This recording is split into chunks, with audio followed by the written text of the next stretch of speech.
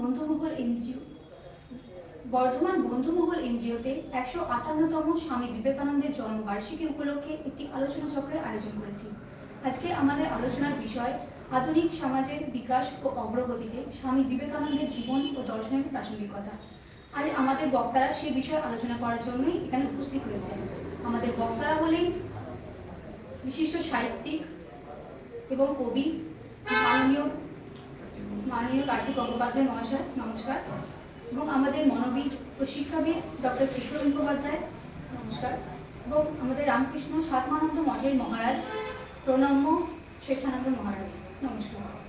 তো আমি প্রথমেই মাননীয় কার্তিক গঙ্গোপাধ্যায় মহাশয়কে অনুরোধ করব, আপনি যদি স্বামী বিবেকানন্দের নিয়ে কিছু আমাদেরকে বলেন।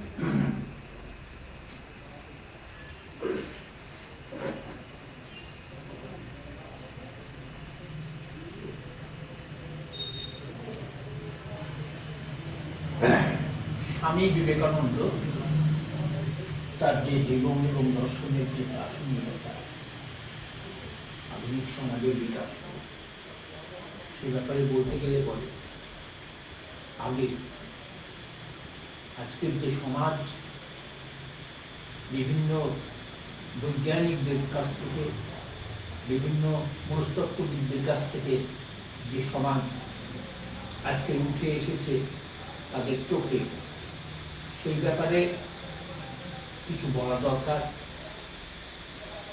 আমি আমার লেখা থেকে সাধারণত এটা পাঠ করছি, 21 শতকে স্বামী বিবেকানন্দের কি প্রাসঙ্গিকতা। Do not wait to strike it till the iron is hot, but make it hot by striking. W.B. Yeats। দেশ বলেছেন সাম্যবাদ মানেই পাগলামির শেষ। মার্কস বলেছেন সাম্যবাদ সবে সমাজের উন্মেষ। রবীন্দ্রনাথের কথায় দেবতা অতীতে ছিলেন না, আসবেন ভবিষ্যতে। বিবেকানন্দ বেচাকেনার জগৎ শেষে চিত্ররূপ এক পৃথিবীর কথা বলেছেন। 21 শতকের শুরুতে দাঁড়িয়ে তো দেখা যাচ্ছে ধসের সার্বভৌমত্ব ক্রমশই মানব সভ্যতার দখল নিচ্ছে।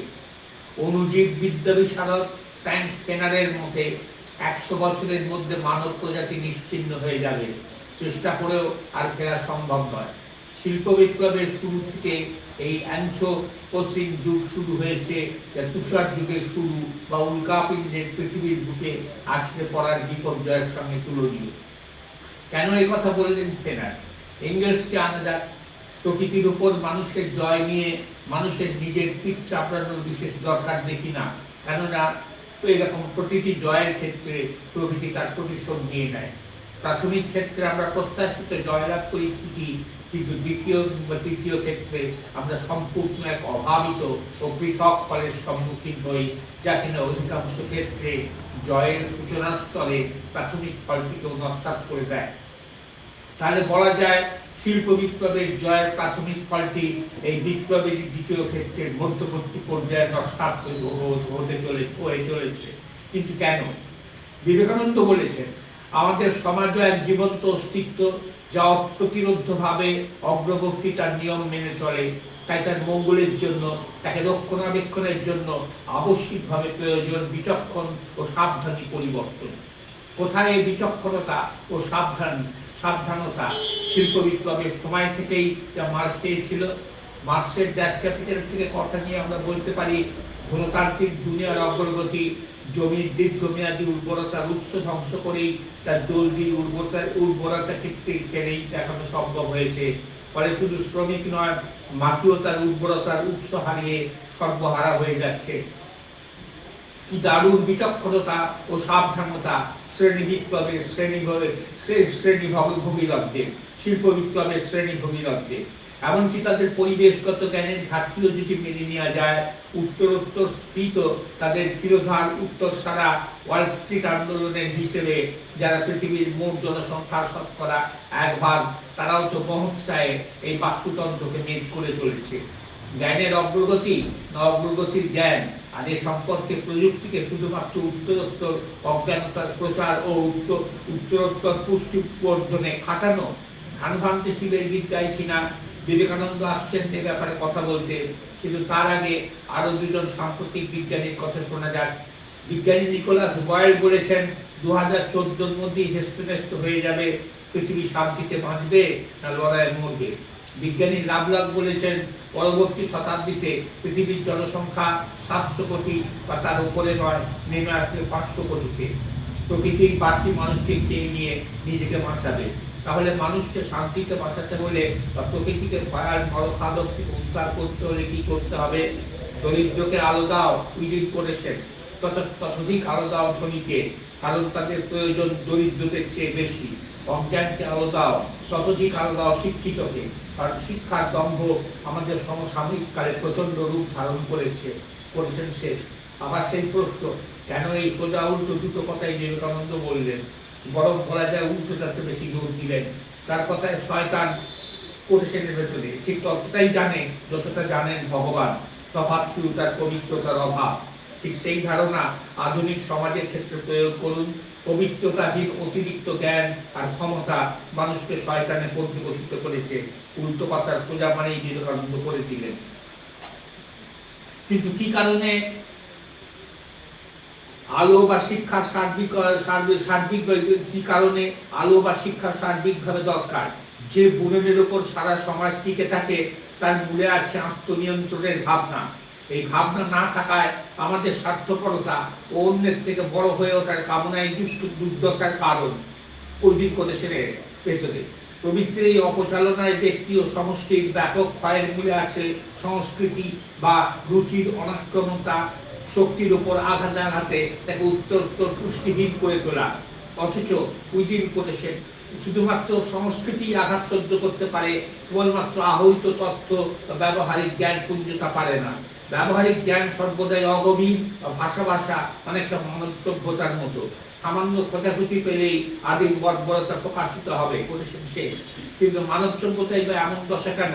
আবার করেছেন আপনাদের পাশ্চাত্য সভ্যতার অন্যতম মন্দ দিক এই যে আপনারা শুধুমাত্র বুদ্ধিবৃত্তি সংক্রান্ত শিক্ষায় আগ্রহী এবং হৃদয়ের দিককে আদৌ মদত দিচ্ছেন না। এটি মানুষকে আরো 10 গুণ স্বার্থপর করে তোলে এবং সেটি হবে আপনাদের ধ্বংসের কারণ। উদিন করেছেন শেষ। বিবেকানন্দ তো প্রায় 100 বছর আগে এই কথা বলেছেন।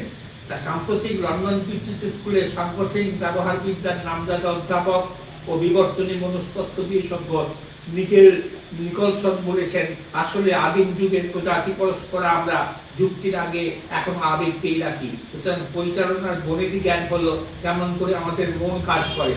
এই আবেগকে ঠিক ব্যবহার করার শৈলীর উপরেই মানুষের ব্যবহার চলতে জানা যায়। অথচ আজকে সংগঠন বলছে নিরাবেগ ভাবনার অভ্যেস করো। আমরা ভেবেছি প্রযুক্তি আমাদের মুক্ত করেছে, এই ভাবনা ঠিক নয়। আর এই ভাবনার পরেই প্রকৃতির সঙ্গে মানবতন্ত্রের সংযোগ আমরা ঘটাতে পারি নাই। বলছেন সেই কি করুণ স্বীকারোক্তি। আর আমাদের প্রাচ্য প্রত্যক্ষ করেছেন, প্রত্যক্ষ দেখতেছি যে জাতির মধ্যে জনসাধারণের ভিতর বিদ্যা বুদ্ধি যত পরিমাণে প্রচারিত, সে জাতি তত পরিমাণে উন্নত। ভারতবর্ষে যে সর্বনাশ হইয়াছে তার মূল কারণ কি? রাজ্য শাসন ও দম্ভ বলে দেশের সমস্ত বিদ্যা বুদ্ধি এক মুষ্টিমেয় লোকের মধ্যে আবদ্ধ করা।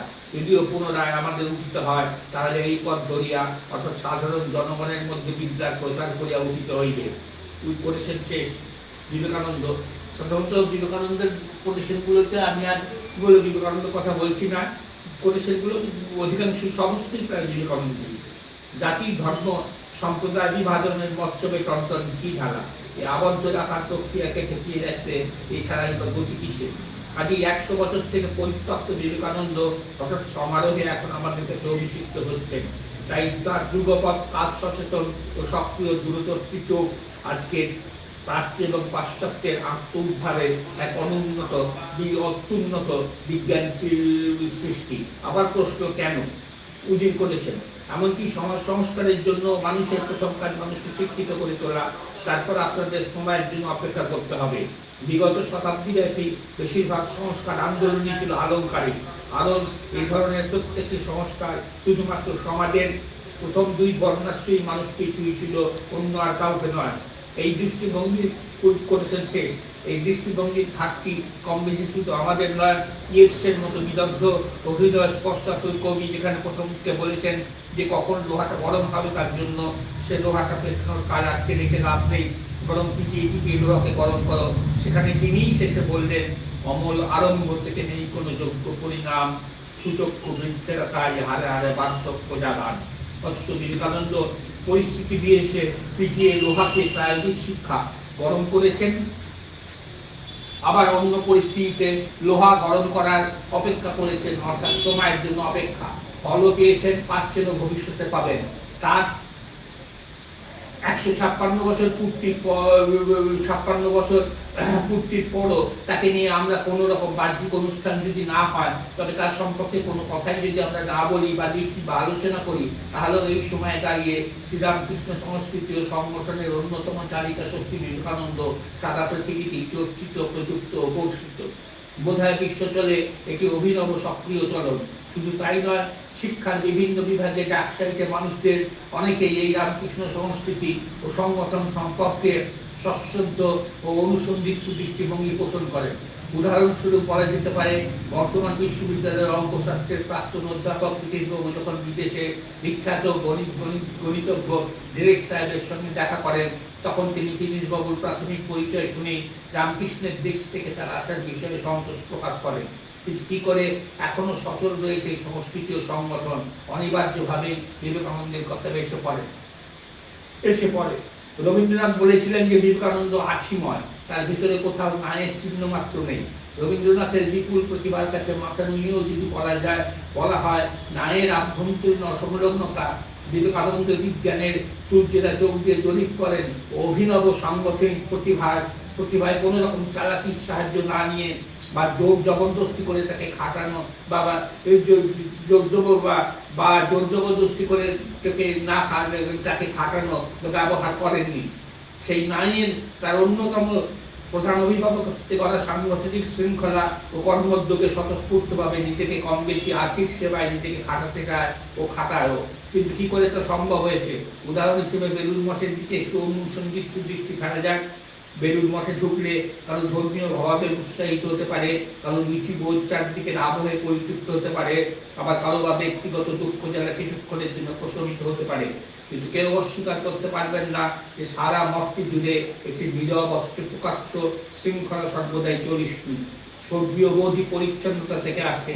কথাটা উল্টে আমরা বলতে পারি যে মঠটি সদা সচেতন, ঋদ্ধ পরিচ্ছন্নতায় স্বর্গীয় বোধ ব্যাপারটিকে জানতে সদা সক্রিয় রেখেছে। মনে হয় এই সংস্কৃতির তত্ত্ব বাস্তবে কত নিখুঁত। শ্রীরামকৃষ্ণ বললেন শিবজ্ঞানে জীব সেবা করতে, তত্ত্বে একটু ফাঁক ছিল, সে ফাঁক পূরণ করলেন সারদা মা। তিনি বললেন ঘরের ঝাঁটাটিকেও যত্ন করতে। লক্ষ্য করলে দেখা যাবে নোংরা পরিষ্কার করার ক্ষেত্রে যে ঝাঁটা কাজে লাগানো হয়, অর্থাৎ বস্তুর জাতগত্যের মধ্যে যে ঝাঁটা সবচেয়ে নিচু জাতির, সেই ঝাঁটাটিকেও তিনি যত্ন করতে বললেন। 21 শতকের সবচেয়ে গুরুত্বপূর্ণ সমস্যা বাস্তুতান্ত্রিক স্বাস্থ্যের উন্নতা। সে সমস্যার কি অত্যাধুনিক পথ প্রদর্শনা শ্রীরামকৃষ্ণ সংস্কৃতিতে। তার প্রায়োগিক চলন্ত সেই সংস্কৃতি সংগঠন ভাবনা ও কাজে প্রতিযোগিতার প্রতিপক্ষে পরিপূরকতার প্রকৃতি বিধানকে সীমাবদ্ধ একটি ছোট ক্ষেত্রে ধরে রাখা ও সীমাবদ্ধ ক্ষমতার প্রতি সচেতন থেকে ও তাকে মান্য করেও বহির্বিশ্বের সঙ্গে যোগাযোগ ও বিনিময়ের মর্যাদাপূর্ণ চরিত্র বজায় রাখার জন্য কিছু কিছু অনিবারণীয় ত্রুটি ও কালকে স্বীকার করেও কি অপূর্বে বাস্তবায়িত করা হয়েছে শ্রীরামকৃষ্ণ সংগঠনে। যার পেছনীয় সামনে রয়েছেন বিবেকানন্দ, তার গুরু ভাইরা, তাদের উচ্চশেখর শ্রীরামকৃষ্ণ ও সারদা মা। যাকে একটি ছোট ব্যাপার নিয়ে একটু আলোচনা করা হোক। সারদা মা কারো কাছে কিছু চাইতে নিষেধ করেছেন, বিবেকানন্দ তাই বেলুড় মঠে শুধু নয়, মঠ পরিচালিত যে কোনো রামকৃষ্ণ মিশনে খেতে গিয়ে দেখা গেছে পয়সা চাওয়াও নেই, আবার স্বেচ্ছায় কেউ কিছু দিলে তা ফিরিয়ে দেওয়াও নেই। দিনের পর দিন কিন্তু খাবার চলছে, সাধারণ কিন্তু স্বাস্থ্যসম্মত পরিচ্ছন্ন খাবার। আধুনিক অর্থনীতির দিক থেকে বিচার করলে দেখা যায় বাজার অর্থনীতি এমন মজার চলন আর দেখেনি। তার সঙ্গে লড়াই করার চলন দেখেছে, তাতে মরে যাওয়ার চলন তো ভুরি ভুরি, তার ছোঁয়াছুঁই না করে চলার চেষ্টাও আছে। কিন্তু তার সঙ্গে বিনিময়ের স্বচ্ছন্দ, অথচ তার অনুগত নয়, প্রভু নয়, এমন চলন কোথায়? ধরা যাক খাওয়ানোর বিনিময়ে পয়সা নির্দিষ্ট হলো, বাধ্যতামূলক অর্থ দেওয়ার ব্যবস্থা থাকলে অনিবার্যভাবেই যে খাওয়াবে ও যে খাবে তাদের দুজনের মধ্যে বাজারে লেনদেনের শর্ত আসতে পারে। এদের দোষ দেওয়া যায় না। বাজারের দাম বাড়ছে, খাদ্যমূল্য বাড়াতে হবে। বাজারি লেনদেনে অভ্যস্ত মানুষ এই বর্ধিত দর সঙ্গত কি অসঙ্গত তা নিয়ে তর্ক করাতে পারে, এমনকি দাম এক থাকলে দাম অনুযায়ী খাওয়া না এমন ভাবনাও আসতে পারে। বেশি টাকা পয়সা দিলেও যে আত্মসন্তুষ্ট এমন ভাবনা আসতে পারে যে আশ্রমকে না হয় বেশি পয়সা দেওয়া গেল, অথচ স্বেচ্ছা জানানো আপত্তি নেই। সেখানেই স্বামীকে একটা নির্দেশ আছে, দানকারী বেনামে টাকা দিতে পারবেন না। যে কোনো প্রতিষ্ঠানের পদের অর্থে কিছু কিছু অংশ অবশ্যই বিতর্কিত প্রশ্নবাচক থাকে। সেখানেও বলা যায় যেখান থেকে যে আসুক না কেন, অর্থ যদি কোনো হৃদয় এবং নিয়ন্ত্রিত সংস্কৃতি ও সংগঠনের কাজে লাগে, তাহলে সেই অর্থ বাজারের দাসত্ব থেকে মুক্তি পেয়েছে বলেই নিজেকে ধরে নেয়। বাজার অর্থনীতির সঙ্গে লড়াইয়ের কোনো অর্থচালনা নেই, আবার সদ্ভাবেও কোনো হৃদয় বলল নেই। স্বাবলম্বী আবার সহযোগিতার লেনদেনের মধ্যে রেখেই তা সচল। শেষে আজকের পৃথিবীর দুটি গুরুত্বপূর্ণ স্পর্শাতুর বিষয় নিয়ে বিবেকানন্দের মতামত শোনা যায়। প্রথমটি ধর্ম। যদি আপনি ধার্মিক হতে চান তাহলে কোনো সংগঠিত ধর্ম সম্প্রদায়ের কাছে যাবেন না। যারা ভালো তারা ভালোর চেয়ে শতগুণ বন্ধ করে, কারণ তারা প্রত্যেকে মানুষের ব্যক্তিগত উন্নতির পথে উন্নত করে দেয়। সবকিছু বিচার বিশ্লেষণ করে দেখবেন, নিজের আসনে দৃঢ় হয়ে বসে থাকবেন। কিছু যদি আপনারা আমার উপদেশ গ্রহণ করেন তার জন্য ফাঁদের মধ্যে গলা ঢুকিয়ে দেবেন না। যদি আমি একটা ধর্ম সংগঠন গড়ে তুলি, তাহলে আমরা যেন সংগঠনের বাইরে প্রতিটি মানুষকে ঘৃণা করতে শুরু করব। ভগবানকে ভালোবাসার অর্থ যদি মানুষকে ঘৃণা করা হয়, তবে ভগবানকে ভালো না বাসাই ভালো। নারী সম্পর্কে যেখানে তৎকালীন বৈজ্ঞানিক ভাবনার ন্যূনতম প্রতীকী অক্ষয় কুমার দত্ত লিখেছেন, অগ্রে তাহাদের নারীদের অন্তঃকরণে জ্ঞানের বীজ রোপণ করা হোক এবং তাহাদের চিত্ত দুষ্কর্মের প্রবৃত্তি হইতে মুক্ত হোক, তবে স্বাধীনভাবে চেষ্টা করিব, নতুবা তদ্বারা অনিষ্ট ব্যতীত ইষ্ট গ্রহণের সম্ভাবনা নেই। যেখানে বিবেকানন্দ বলেছেন, নারীদের সম্পর্কে আমাদের হস্তক্ষেপের অধিকার তাহাদেরকে শিক্ষা দেওয়া পর্যন্ত। নারীগণকে এমন যোগ্যতা অর্জন করিতে হইবে যাহাতে তারা নিজেদের সমস্যা নিজেরাই নিজেদের ভয়ে মীমাংসা করিয়া লইতে পারে। দেখা যাচ্ছে এই দুটি স্পর্শ হাতুর ক্ষেত্রে যেখানে পরমুখ মুখাপেক্ষিতা ও আনুগত্যকেই চালিকা শক্তি হিসেবে তুলে ধরা হয়, সেখানেও স্বাতন্ত্র ও স্বাবলম্বিত অনুশীলনী জোর দেওয়া হয়েছে। কিন্তু এই অনুশীলন বিচার বুদ্ধির সামর্থ্য গড়ে তোলা ও তাকে রসদ দেওয়ার স্বার্থেই সমগ্রকে দেখার সক্ষমতা অর্জনই এই স্বাতন্ত্র্যের উদ্দেশ্য। নিজেকে যার চারপাশ থেকে বিচ্ছিন্ন করে আত্মকুণ্ডলায়ন নয়, চারদিকের খণ্ডিত আত্ম আহার প্রশ্রয়ে ও আত্মবিস্ফোরণের উৎকটে 21 শতক তার উর্বরতা ও সম্ভাবনার উদ্ধার ও কর্ষণে তাই বিবেকানন্দের মাথা, বুক এবং হাতের সক্রিয় অভিন্ন একক চারিষ্কৃষ্ট হতে হতে এগিয়ে আসছে। নমস্কার। মাননীয় কার্তিক গঙ্গোপাধ্যায়কে ধন্যবাদ জানাই যে আপনি আপনার মূল্যবান কিছু কথা আমাদেরকে বলেছেন। আমরা জানি যে বিবেকানন্দ শুধুমাত্র আমাদের ভারতবর্ষেই নয়, তার বিকাশ ঘটেছে আমাদের সারা বিশ্বে। বিবেকানন্দ এটিও বলেছিলেন যে আমাদের প্রাচ্য থেকে আমাদের প্রাচ্যর যে জিনিস, আমাদের প্রাচ্য আর পাশ্চাত্য সবই এক, বরং আমাদের পাশ্চাত্য সেই জিনিসপত্র থেকে আমাদের প্রাচ্য কোনো কারণে কম নয়। তার একটি বিশেষ নিদর্শন হলো সূর্য মন্দির। আমাদের সূর্য মন্দিরের কোনো সিমেন্টের কাজ নেই, সম্পূর্ণভাবে পাথর দিয়ে তৈরি। সেই জন্যই স্বামী বিবেকানন্দ এটিও স্বীকার করেছেন যে পাশ্চাত্য থেকে আমরা কোনো কমে যাই না। স্বামী বিবেকানন্দ বলেছেন, জীবে প্রেম করে যেজন সেজন সেবিছে ঈশ্বর, অর্থাৎ জীবে প্রেম দ্বারাই আমাদের কর্মকাণ্ড করে যেতে হবে। তো আমি মাননীয় ডক্টর কিশোর মুখোপাধ্যায়কে একটু অনুরোধ করতে চাই যে আপনি যদি স্বামী বিবেকানন্দ নিয়ে কিছু বলেন। নমস্কার। আমি প্রধানত যুব সমাজকে উজ্জীবিত করার জন্য এবং সাধারণভাবে কিছু তথ্য যা হয়তো আমাদের সকলেরই জানা, কিন্তু স্মরণ করার জন্য আমার বক্তব্যকে উপস্থাপন করতে চাইছি। আমরা সবাই জানি যে 1863 খ্রিস্টাব্দে স্বামী বিবেকানন্দ জন্মগ্রহণ করেন, বা আরো ভালোভাবে বললে নরেন্দ্রনাথ দত্ত জন্মগ্রহণ করেন, বিলে বা বিলেশ্বর নামেও যাকে আমরা চিনি। পরবর্তীতে যিনি স্বামীজিতে পরিণত হয়েছিলেন, তার 1.5 বছর আগে 1861 খ্রিস্টাব্দে কবিগুরু জন্মগ্রহণ করেছেন। যদি আরেকটু এগিয়ে যায় তাহলে আমরা দেখতে পাবো যে 69 গান্ধীজি জন্মগ্রহণ করেছেন। মহারাজজি যেটা বলছিলেন সেই যুগের যে ব্যাপারটা। আরেকটু এগিয়ে গেলে 1872-তে অরবিন্দ ঘোষ, যিনি প্রথম জীবনে বিপ্লবী ছিলেন এবং একটা দারুণ পট পরিবর্তন হয়ে যিনি এক বিশ্ব খ্যাত দার্শনিক রূপে অভিহিত হয়েছেন, তিনি জন্মগ্রহণ করেছিলেন 1888 মানে 1888 খ্রিস্টাব্দে ডক্টর রাধাকৃষ্ণন জন্মগ্রহণ করেছেন, যার জীবন ছিল খুবই ইভেন্টফুল, যার রচনা সারা পৃথিবীতে পাঠ করা হয় দর্শনের ক্ষেত্রে, যিনি অত্যন্ত বাগ্মী ছিলেন, ইংরেজিতে বক্তৃতা দিতেন সারা পৃথিবী জুড়ে। তিনি বলেছেন, আমি কিছু ইংরেজি শিখেছি বিবেকানন্দের রচনা পড়ে। ভাববার কথা। 1893 খ্রিস্টাব্দে জন্মগ্রহণ করেছেন নেতাজি সুভাষচন্দ্র বসু। এই কয়েকদিন পরে যার জন্মদিন আমরা বন্ধু মহলের পক্ষ থেকে করব। সেই নেতাজি সুভাষচন্দ্র কি বিপ্লবের ক্ষেত্রে, কি জীবনকে ব্যাখ্যা করার ক্ষেত্রে, সেবা কার্যের ক্ষেত্রে সর্বত্রই উনি কিন্তু বিবেকানন্দের ভাবধারায় উদ্দীপিত হয়েছিলেন। অর্থাৎ এই সমস্ত মহাপুরুষ 1836 খ্রিস্টাব্দে, এটা না বললেই নয়, অনেকটা এগিয়ে গিয়ে শ্রীরামকৃষ্ণ জন্মগ্রহণ করেছিলেন। ওনাকে ছাড়া, কারণ উনি তো গুরুদেব, ওনাকে ছাড়া বাদবাকি সকলেই কিন্তু অল্প বিস্তর, সে কবিগুরু থেকে সকলেই বিবেকানন্দের ভাবধারায় কিন্তু উদ্দীপিত হয়েছিল। এবং এই সমস্ত মহাপুরুষদের আলোয় শুধু আমাদের বাংলা নয়, শুধু এই ভারতবর্ষ নয়, সমগ্র পৃথিবী উদ্ভাসিত হয়েছিল এবং এখনো হয়ে চলেছে।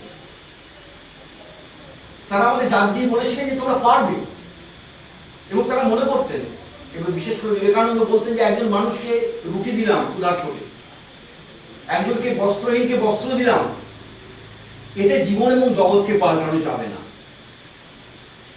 যদি তাদের চেতনাকে আমরা জাগ্রত করতে না পারি,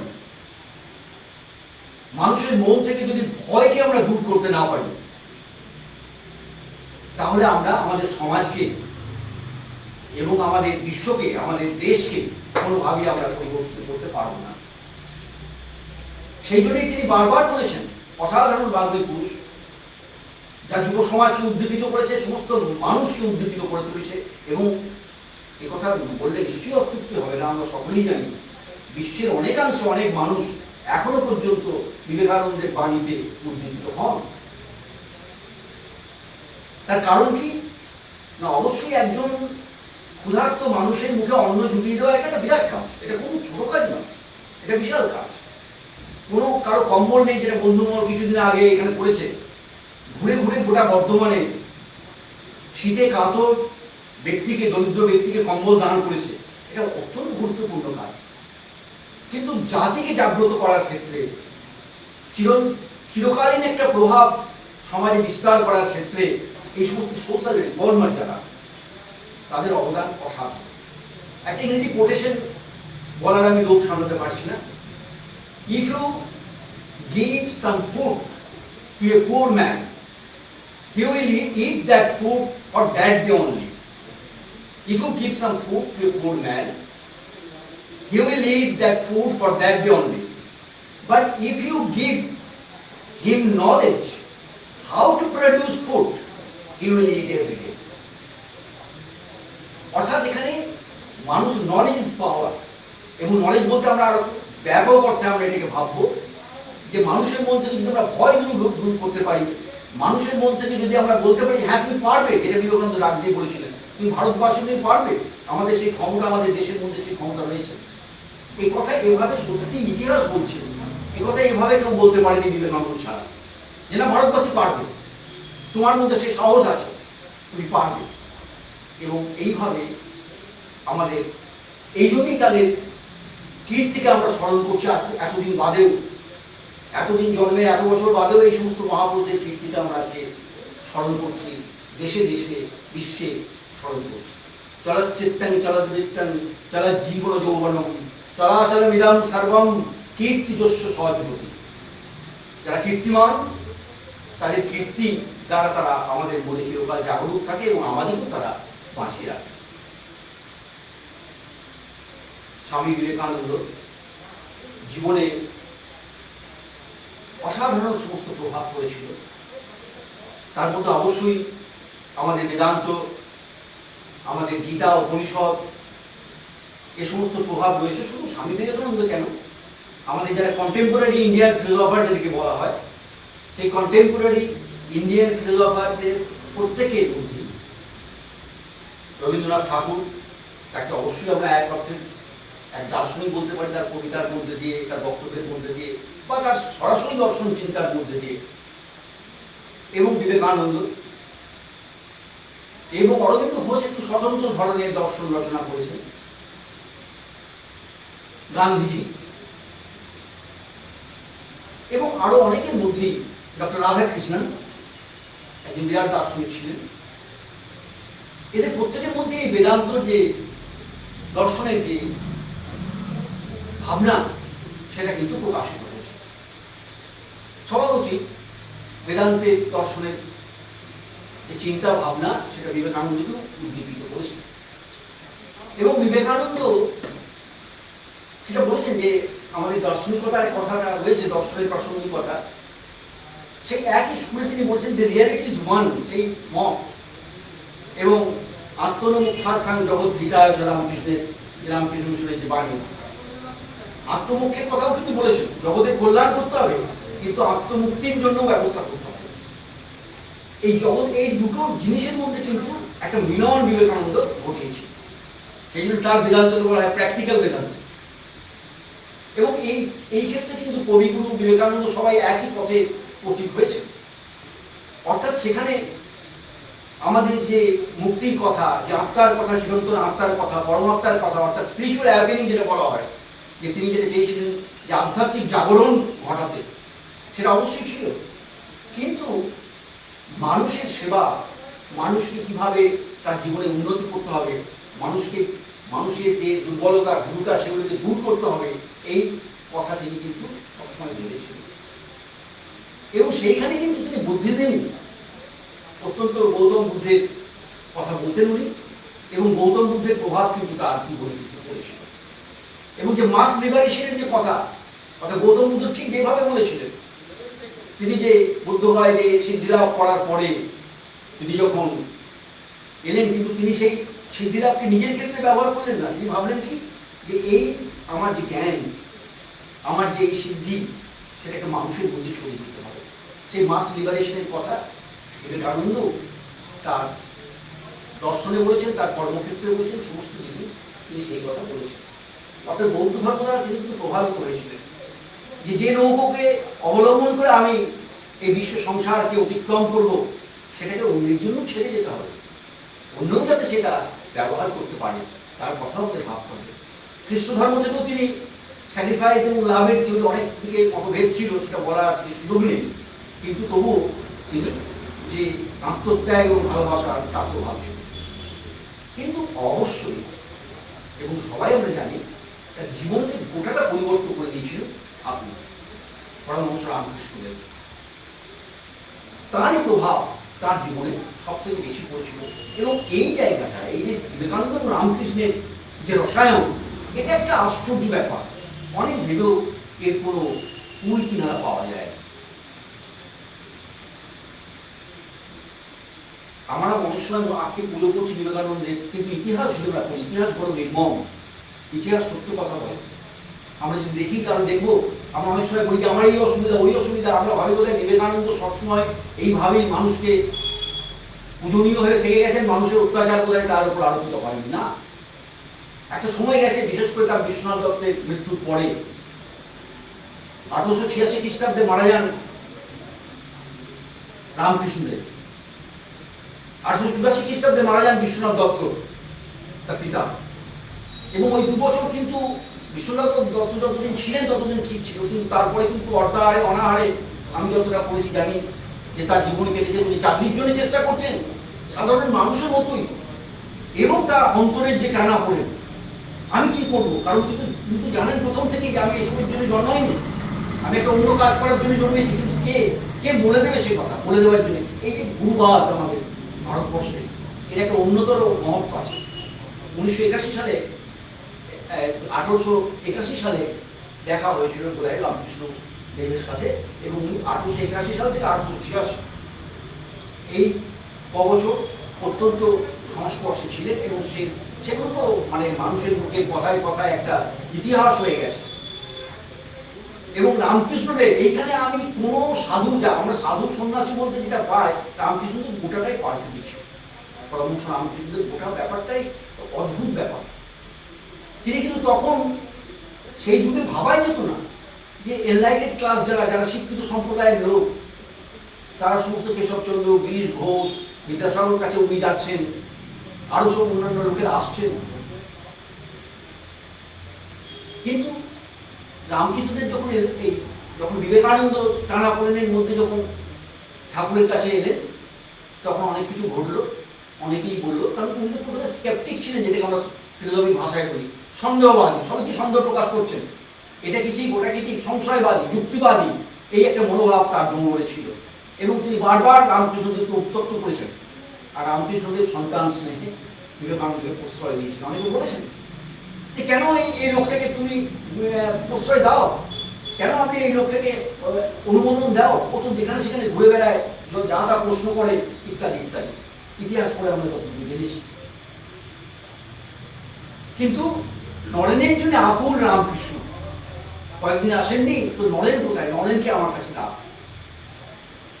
তো এই একটা অদ্ভুত ব্যাপার। এবং অনেকে পরবর্তীকালেও বলেছেন, বা সেই সময় বলেছেন যারা শিক্ষিত সম্প্রদায়ের লোক, যে তুমি উল্টো দিক থেকে আবার, যে আপনি কেন ঠাকুরের কাছে যান, ওখানে আপনি কি পাবেন।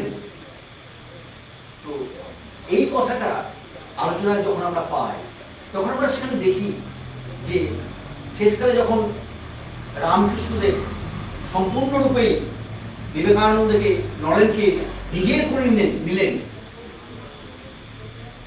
সেগুলো পড়তে গিয়ে দেখা যাচ্ছে যে আমাকে তুমি কি দেবে ঠাকুর, আমার তো কিছু হলো না, যে তুই কি চাস।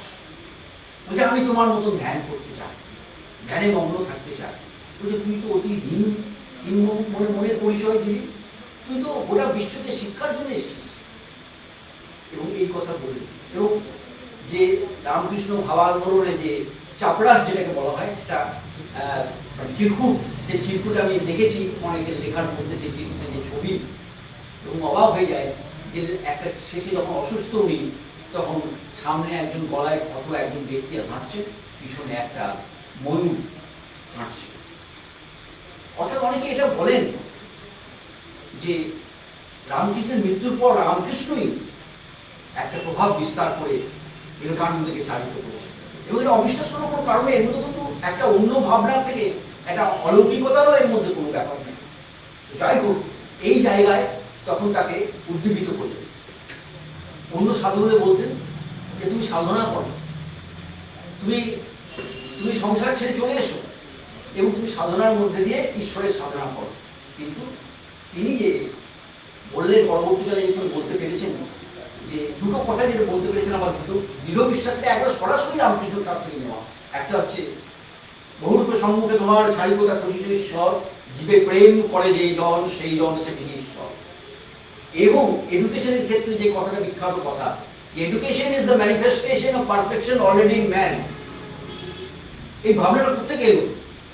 এমনি কি বলবার বলেই বলেছেন না, উনি রামকৃষ্ণদেবকে দেখে বলেছিলেন যে এডুকেশন কোনো বাইরের জিনিস নয়। এডুকেশন কোনো লাইব্রেরিতে গিয়ে পড়লে এডুকেশনটা হয় না। Education is perfection already in man. তা না হলে বিবেকানন্দকে চালিত করবার শক্তি রামকৃষ্ণদেব কোথা থেকে পেলেন? কোনো ব্যাখ্যায় কিন্তু এটা হয় না, কিন্তু পড়েছিলেন। এবং বিবেকানন্দের কথা থেকে বলছি, বিবেকানন্দের প্রচুর রচনা আছে, তিনি বারবার এই কথা বলেছেন, এই জীবনে এই ঠাকুরের কাছেই আমি সমস্ত কিছু শিখেছি, সমস্ত কিছু পেয়েছি, যা কিছু আমার দান, যা কিছু আমি করতে পেরেছি তা ঠাকুরেরই দান। এ কথা বলেছিলেন, তিনি বুঝতে পেরেছেন। যাই হোক, তার মৃত্যুর পর তিনি গুরুর আদেশ অনুযায়ী তিনি বেরিয়ে পড়লেন। সেটা তো আমরা সবাই জানি, ইতিহাস। পরিব্রাজকের ভূমিকায় গোটা ভারতবর্ষকে ঘুরলেন।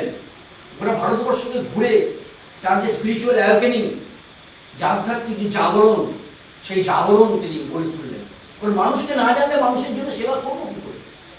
সেই মানুষকে জানার কাজে তিনি বেরিয়ে পড়লেন। এবং তার থেকে তো তিনি সেই বিখ্যাত ডাক্তার দিলেন, এই ভারত বুঝেও না, মূর্খ ভারতবাসী, দরিদ্র ভারতবাসী, অজ্ঞ ভারতবাসী, চণ্ডাল ভারতবাসী তোমার ভাই, তোমার রক্ত। এই ভারতের মৃত্যুটা তোমার স্বর্গ। এই ভারতের সমাজ, তোমার শিশুসজ্জা, যৌবনের উপবন, বার্ধক্যের বারাণসী। আর বারবার আমি বলি, এই জগদম্বে আমায় মানুষ করো। এই যে ডাক ভারতবাসীকে দিলেন, যেটা রাত্রিদা বলেছেন বিভিন্ন প্রশ্নের মধ্যে দিয়ে, এর থেকে একটা জাগরণ ঘটল। এবং তারপরে কথাটা তো প্রত্যেকেই জানেন, তবুও আমি বলছি, কারণ আমরা স্মরণ করছি, আমরা নিজেদের শক্তি আমাদের আহরণ করছি। তারপর তিনি গেলেন কপর্দক শূন্য অবস্থায় বিদেশে গেলেন, এবং সেই মহাসম্মেলনে যা আজও ইতিহাস হয়ে আছে শিকাগো বক্তৃতায় তিনি দিলেন। কিন্তু শুধু শিকাগো বক্তৃতা নয়, এবং বিশ্বে তিনি বিভিন্ন জায়গাতে বক্তৃতা দিয়েছেন, বিশেষ করে আমেরিকার জায়গায় জায়গায় বক্তৃতা দিয়েছেন। এবং একটা খুব রামকৃষ্ণ মিশনের দ্বারা পরিচালিত খুব ভালো বই বেরিয়েছে, যেটা অনেকদিন আগেই হয়েছে, যে শুধুমাত্র ইতিহাস নয়, শুধু বিবেকানন্দের লেখা নয়, বিবেকানন্দের সাথে যারা পরিচিত ছিলেন, তাকে যারা দেখেছেন, তার বক্তব্য যারা শুনেছেন, তাদের ভাষায় সেগুলো পড়লে অবাক হয়ে যেতে হবে। কিন্তু সেই কথাটা আমি বারবার স্মরণ করি। যখন বিবেকানন্দ ওখানে গেলেন, তখন কিছুই নেই, এমনকি তার পরিচয়পত্র পর্যন্ত নেই। তখন একজন তাকে বললেন, জন রাইট বলে আমাদের এখানে বিখ্যাত ব্যক্তি আছেন, না হলে আপনাকে ঢুকতে দেবে না সম্মেলনে। তিনি কোনো কিছুই নিয়ে যাননি। তো জন রাইট যদি আপনাকে এক কলম লিখে দেয়, সুপারিশপত্র যেটাকে আমরা বলি, তাহলে কিন্তু আপনি ওখানে প্রবেশ করার অধিকার পাবেন।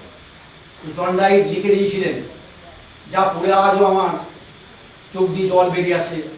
জন রাইট লিখেছিলেন, সূর্যের যেমন আলো কি প্রকাশ করার থেকে দরকার হয় না, সূর্যের পরিচয় দেবার দরকার হয় না, সূর্যের আলোই তার সূর্যের পরিচয়, যা পৃথিবীতে উদ্ভাসিত হয়ে ওঠে। আর এই হিন্দু সন্ন্যাসীর জ্ঞান আমাদের সমস্ত মানুষের, যারা আমাদের এখানে রয়েছে কমিটির মধ্যে, তাদের সম্মিলিত জ্ঞান অপেক্ষা উচ্চ স্তরে। এই কথা বলেছিলেন, বাজে বাজে লোকজন জন রাইট বলছিলেন। এবং তারপর তো ইতিহাস, যখন তিনি ডাক দিয়েছিলেন, সেই যুগে, My brothers and sisters of America, my heart fills with joy unspeakable. আমি কতবার যে এটা শুনেছি, আপনারা অনেকেই সবাই শুনেছেন, এবং তার সেই আমি অবাক হয়ে যেতে হয় যে কিভাবে একটা মানুষের এত রূপ, এত গলা, এত জ্ঞান, এত সাহস, এবং এইটুকু বয়সের মধ্যে, মাত্র 39 বছর বয়সের মধ্যে বিবেকানন্দ যে ডাক দিয়ে গিয়েছিলেন, তা আমরা এখানে অত্যন্ত প্রাসঙ্গিক। কেন প্রাসঙ্গিক? অবশ্যই প্রাসঙ্গিক। তাকে স্মরণ করাটাই প্রাসঙ্গিক। তাকে স্মরণ করলেই আমরা উদ্দীপিত হতে পারি, তাকে স্মরণ করলে আমাদের মধ্যে একটা পাওয়ার জাগ্রত হয়, আমরা কর্মে ঝাঁপিয়ে পড়তে পারি, সেটাই প্রাসঙ্গিক কথা। এই জন্য তো যুব দিবস হিসেবে পালন করা হয়। তার বক্তব্য যদি একবার শোনা হয়, তাহলে যুবকেরা উত্তাল হয়ে ওঠে, আর যুবকরাই তো দেশের ভবিষ্যৎ। আর যদি আমরা বলি যে অন্যান্য তার যে শিক্ষার কথা, সেই শিক্ষার কথা যেখানে তিনি বলেছেন, শুধু ইনফরমেশন গ্যাদার করা কিন্তু নলেজ, শুধু নলেজ নয়, শুধু ইনফরমেশন কালেকশন করলে আর শুধু এডুকেশনাল কোয়ালিফিকেশন বাড়ি গেলে তাকে শিক্ষিত কখনো বলা যাবে না। শিক্ষা হচ্ছে মানুষের মধ্যে যা অন্তর্নিহিত শক্তি, তাকে অবলম্বন করে আমাদের চরিত্রকে গঠন করা। মোরাল এডুকেশন দিতে হবে, তা না হলে সমস্ত শিক্ষায়, সমস্ত প্রযুক্তি, সমস্ত টেকনোলজি, সমস্ত এডুকেশনই ব্যর্থ হবে, কেন সেটা সমাজের কাজে দিতে পারবে না। এবং আমাদের যে নারী শিক্ষার কথা আজকে বলা হচ্ছে, আরম্ভ করেছিলেন রামমোহন থেকে বিদ্যাসাগরে তো বটেই, সেইটাকে তিনি বলেছেন, এক পক্ষ বিশিষ্ট পক্ষী কোনদিন উড়ে যেতে পারে না, তার দুটো পাখার দরকার হয়। যে সমাজে নারী এবং পুরুষ দুজনেই সমানভাবে এগিয়ে যাওয়ার সুযোগ পায়, সেই সমাজ দ্রুত বিকশিত হয়। আর একটা কথা বলেছিলেন, যেটা বন্ধু মহলের ক্ষেত্রে অত্যন্ত প্রাসঙ্গিক, যে সঙ্গ ছাড়া কোনো ভালো কাজ হয় না। এই জন্য তিনি বলেন তো অনেকেই, তিনি সম্ভবত 93 সালে বলে প্রতিষ্ঠা করেছিলেন, যদ্দনাল মহাপুত্র 1893 খ্রিস্টাব্দে রামকৃষ্ণ মিশন প্রতিষ্ঠা করেছিলেন। এবং তিনি তখন বললেন যে সঙ্গ ছাড়া ভালো কাজ হতে পারে না। তার যাত্রাভিমান ছিল, এটা তো মানতেই হবে, এবং জাতীয়তা বোধ ছিল, যেটা নিয়ে অনেক সমালোচনা হতে পারে, হয়। কিন্তু তিনি যেভাবে বলেছিলেন, এ তো অস্বীকার করা যায় না। সংঘ এবং সংঘবদ্ধতা এবং ভারতীয় হিসাবে গর্ববোধ করা, কোনো বিশেষ ধর্ম হিসাবে নয়, ভারতীয় হিসাবে গর্ববোধ করা, এই ব্যাপারটা ছিল। তো সেই দিক থেকে যদি আমরা বলি আজকে, তো অবশ্যই প্রাসঙ্গিক। আমি আমার শেষ করবো, কনক্লুশনে আমি আসবো। যে একটা কথা হচ্ছে যে একটা হচ্ছে আধ্যাত্মিক দিক, কিন্তু সে আধ্যাত্মিক দিক এবং বাস্তব জগৎ এই দুটোকে মেনেছিল বিবেকানন্দ। হ্যাঁ, রবীন্দ্রনাথ এবার তিনি মানিক করেছিলেন। আমরা সেখানে ফাইনাইট অ্যান্ড ইনফাইনাইট, সসীম সত্তা আর অসীম সত্তা। সসীম সত্তা আছি আমরা আমাদের জীবনকে পালন করার জন্যে, আমাদের বিভিন্ন ইগো সেন্স আছে, অ্যাকুইজিশন আছে, সেইগুলোকে আমরা থাকি, কিন্তু ঠিকই আছে, কিন্তু আমাদের মধ্যে সেটা লোয়ার স্ট্যাটাস। আমাদের অসীম সত্তা বা ইনফাইনাইট যে সেল, তাকে কিন্তু আমাদের বাড়িয়ে চলতে হবে।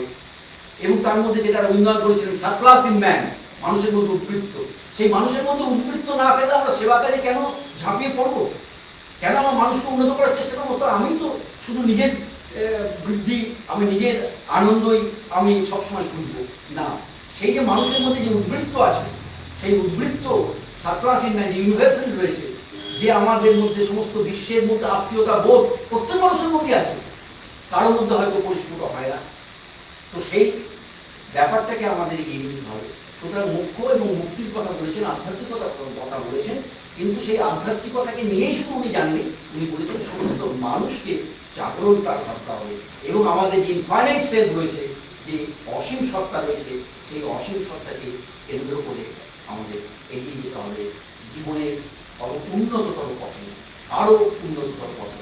কারণ কখনোই আমাদের ভারতবর্ষ ধর্ম বলে না যে age is the end of life, এবং কখনোই আমাদের stopping, there is no stopping point, nothing can arrest our energy. আমরা সবসময় এগিয়ে যেতে পারি, এগিয়ে যাওয়ার চেষ্টা করব। এইটি হচ্ছে আজকের দিনের প্রাসঙ্গিকতা, যে আমরা পারি। আমি আমার প্রণাম জানিয়ে, সকল অতিথিকে আমার নমস্কার জানিয়ে এবং বিবেকানন্দের চরণে শতকোটি প্রণাম জানিয়ে আমার বক্তব্য শেষ করব। ধন্যবাদ স্যার। আপনি স্যার এইমাত্র যেটি বললেন যে রামকৃষ্ণ দেবের ভাবশিষ্য ছিলেন স্বামী বিবেকানন্দ। রামকৃষ্ণদেবকে ছাড়া আমরা স্বামী বিবেকানন্দের কথা চিন্তাই করতে পারি না। রামকৃষ্ণদেবের যেই ভাবনা, তা দ্বারা আমরা ভাবিত হয়েছি স্বামী বিবেকানন্দের মধ্যে দিয়ে। যখন আমাদের বেলুড় মঠ তৈরি হয়, সেই বেলুড় মঠের যে মহারাজ অর্থাৎ স্বামীরা, তারা আমাদের গোটা বিশ্বে রামকৃষ্ণ পরমহংসদেব, সারদামণি এবং বিবেকানন্দের ভাবনা ছড়িয়ে প্রচার করে চলেছেন। আজকে তার মধ্যে আমরা একজনকে পেয়েছি, আমাদের রামকৃষ্ণ সাধনানন্দ মঠের মহারাজ, প্রণম্য শ্রেষ্ঠানন্দ মহারাজ, স্বামী শ্রেষ্ঠানন্দ মহারাজ। তো আমি তাকে একটু অনুরোধ করতে চাই, তিনি যদি আমাদের স্বামী বিবেকানন্দ নিয়ে কিছু বলেন।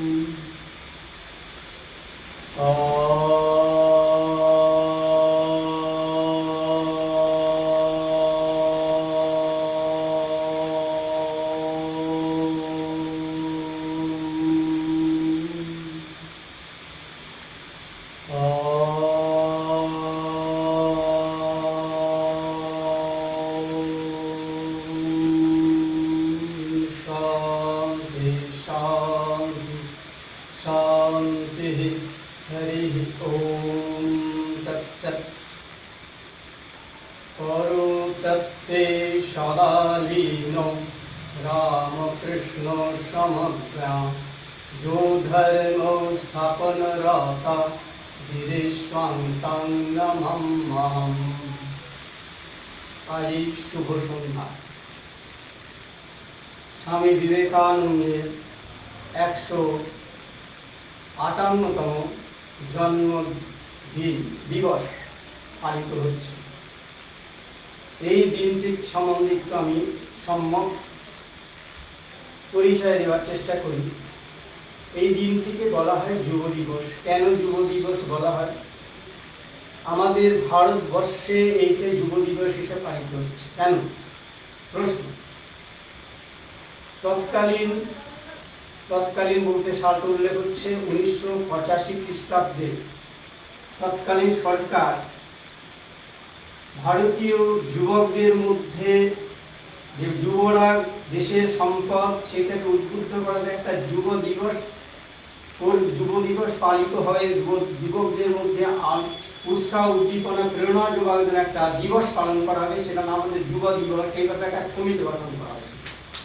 সেই কমিটিতে বড় বড় বিদগ্ধা বড় বড় পণ্ডিত এরা ছিলেন, বিভিন্ন রাজনীতিবিদ থেকে আরম্ভ করে সমস্ত রকম ছিলেন, যে যুবকদের কিভাবে পরিচালিত করা হবে এবং কিভাবে তাদের করা হবে এবং কার নামে এই যুব দিবসটি হবে। তখন সর্বসম্মতিক্রমে, এটা কিন্তু সরকারের পক্ষ থেকে বলা, ভারত সরকারের পক্ষ থেকে তৎকালীন প্রধানমন্ত্রী রাজীব গান্ধী 1985।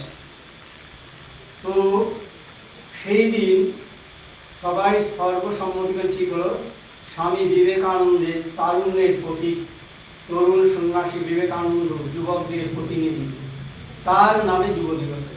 এই তখন থেকে আজ পর্যন্ত যুব দিবসটা পালিত হয়ে আসছে সংক্ষেপে ঘটনা। তার যুব দিবস আজকে এই বন্ধুমহল করছে, আমি তাদের উদ্যোক্তাদের আমি ধন্যবাদ জানাই, নমস্কার জানাই, শ্রদ্ধা জানাই। বিশিষ্ট প্রবীণ শিক্ষাবিদ, সাহিত্যের কবি কার্তিক গঙ্গোপাধ্যায় মহোদয়কে নমস্কার জানাই, শ্রদ্ধা জানাই, আমার অন্তরে ভালোবাসা জানাই। ডক্টর কিশোর মুখোপাধ্যায় বিশিষ্ট শিক্ষাবিদ ও মনোবিদ, তিনি শিক্ষার জগতে বিশেষ অবদান তাঁর। শিক্ষা মানে, আমি বলেছি আগেই আমার আলোচনা হচ্ছে, স্বামীজি বলেছিলেন শিক্ষা মানে হচ্ছে ধর্মের, শিক্ষা সার জিনিসের ধর্ম। আমরা ধর্মকে একটা ধর্ম মানে আমাদের কাছে একটা যেন অচ্ছুত ব্যাপার হয়ে দাঁড়িয়েছে, সেটাও নয়। আমি পরে বলবো, আলোচনা করব। তার আগে আমি যুব দিবসে আজকে যে বন্ধুমহল আলোচনা করেছেন, এটা আমি খুব আনন্দিত হচ্ছে। এবং শুধু আমি তো নয়, এই যে একটা সারা পড়েছে, যে সবাই আনন্দিত নয়, এটা একটা আমাদের গর্বের বিষয়। আজকাল এই নিয়ে স্বামীজিকে নিয়ে চর্চা হচ্ছে, তার মানে ভারতের আবার জাগবে, ভারত আবার জগৎ সবার শ্রেষ্ঠ আসন হবে নিঃসন্দেহে। তাই আজকের যে টপিকটা আধুনিক সমাজে বিকাশ ও অগ্রগতিতে স্বামী বিবেকানন্দের জীবন ও দর্শনের ভাষণ। আমি প্রসঙ্গের বাইরে যাবেন, হয়তো প্রসঙ্গের বাইরে চলে যেতে পারে কথার পরিপ্রেক্ষিতে, সময় অল্প। যাই হোক, জীবন ও দর্শন প্রশ্ন, জীবন কি, দর্শন কি? স্যারেরা দর্শনের ব্যাপারে জানেন। দর্শন বলতে আমরা তত্ত্বকে দেখা, ক্রান্তদর্শী। শ্রীরামকৃষ্ণ বিবেকানন্দ বললি শ্রীরামকৃষ্ণ চলে আসে। শ্রীরামকৃষ্ণ একজন ছিলেন দেখাশোনা মানুষ, তিনি দার্শনিক।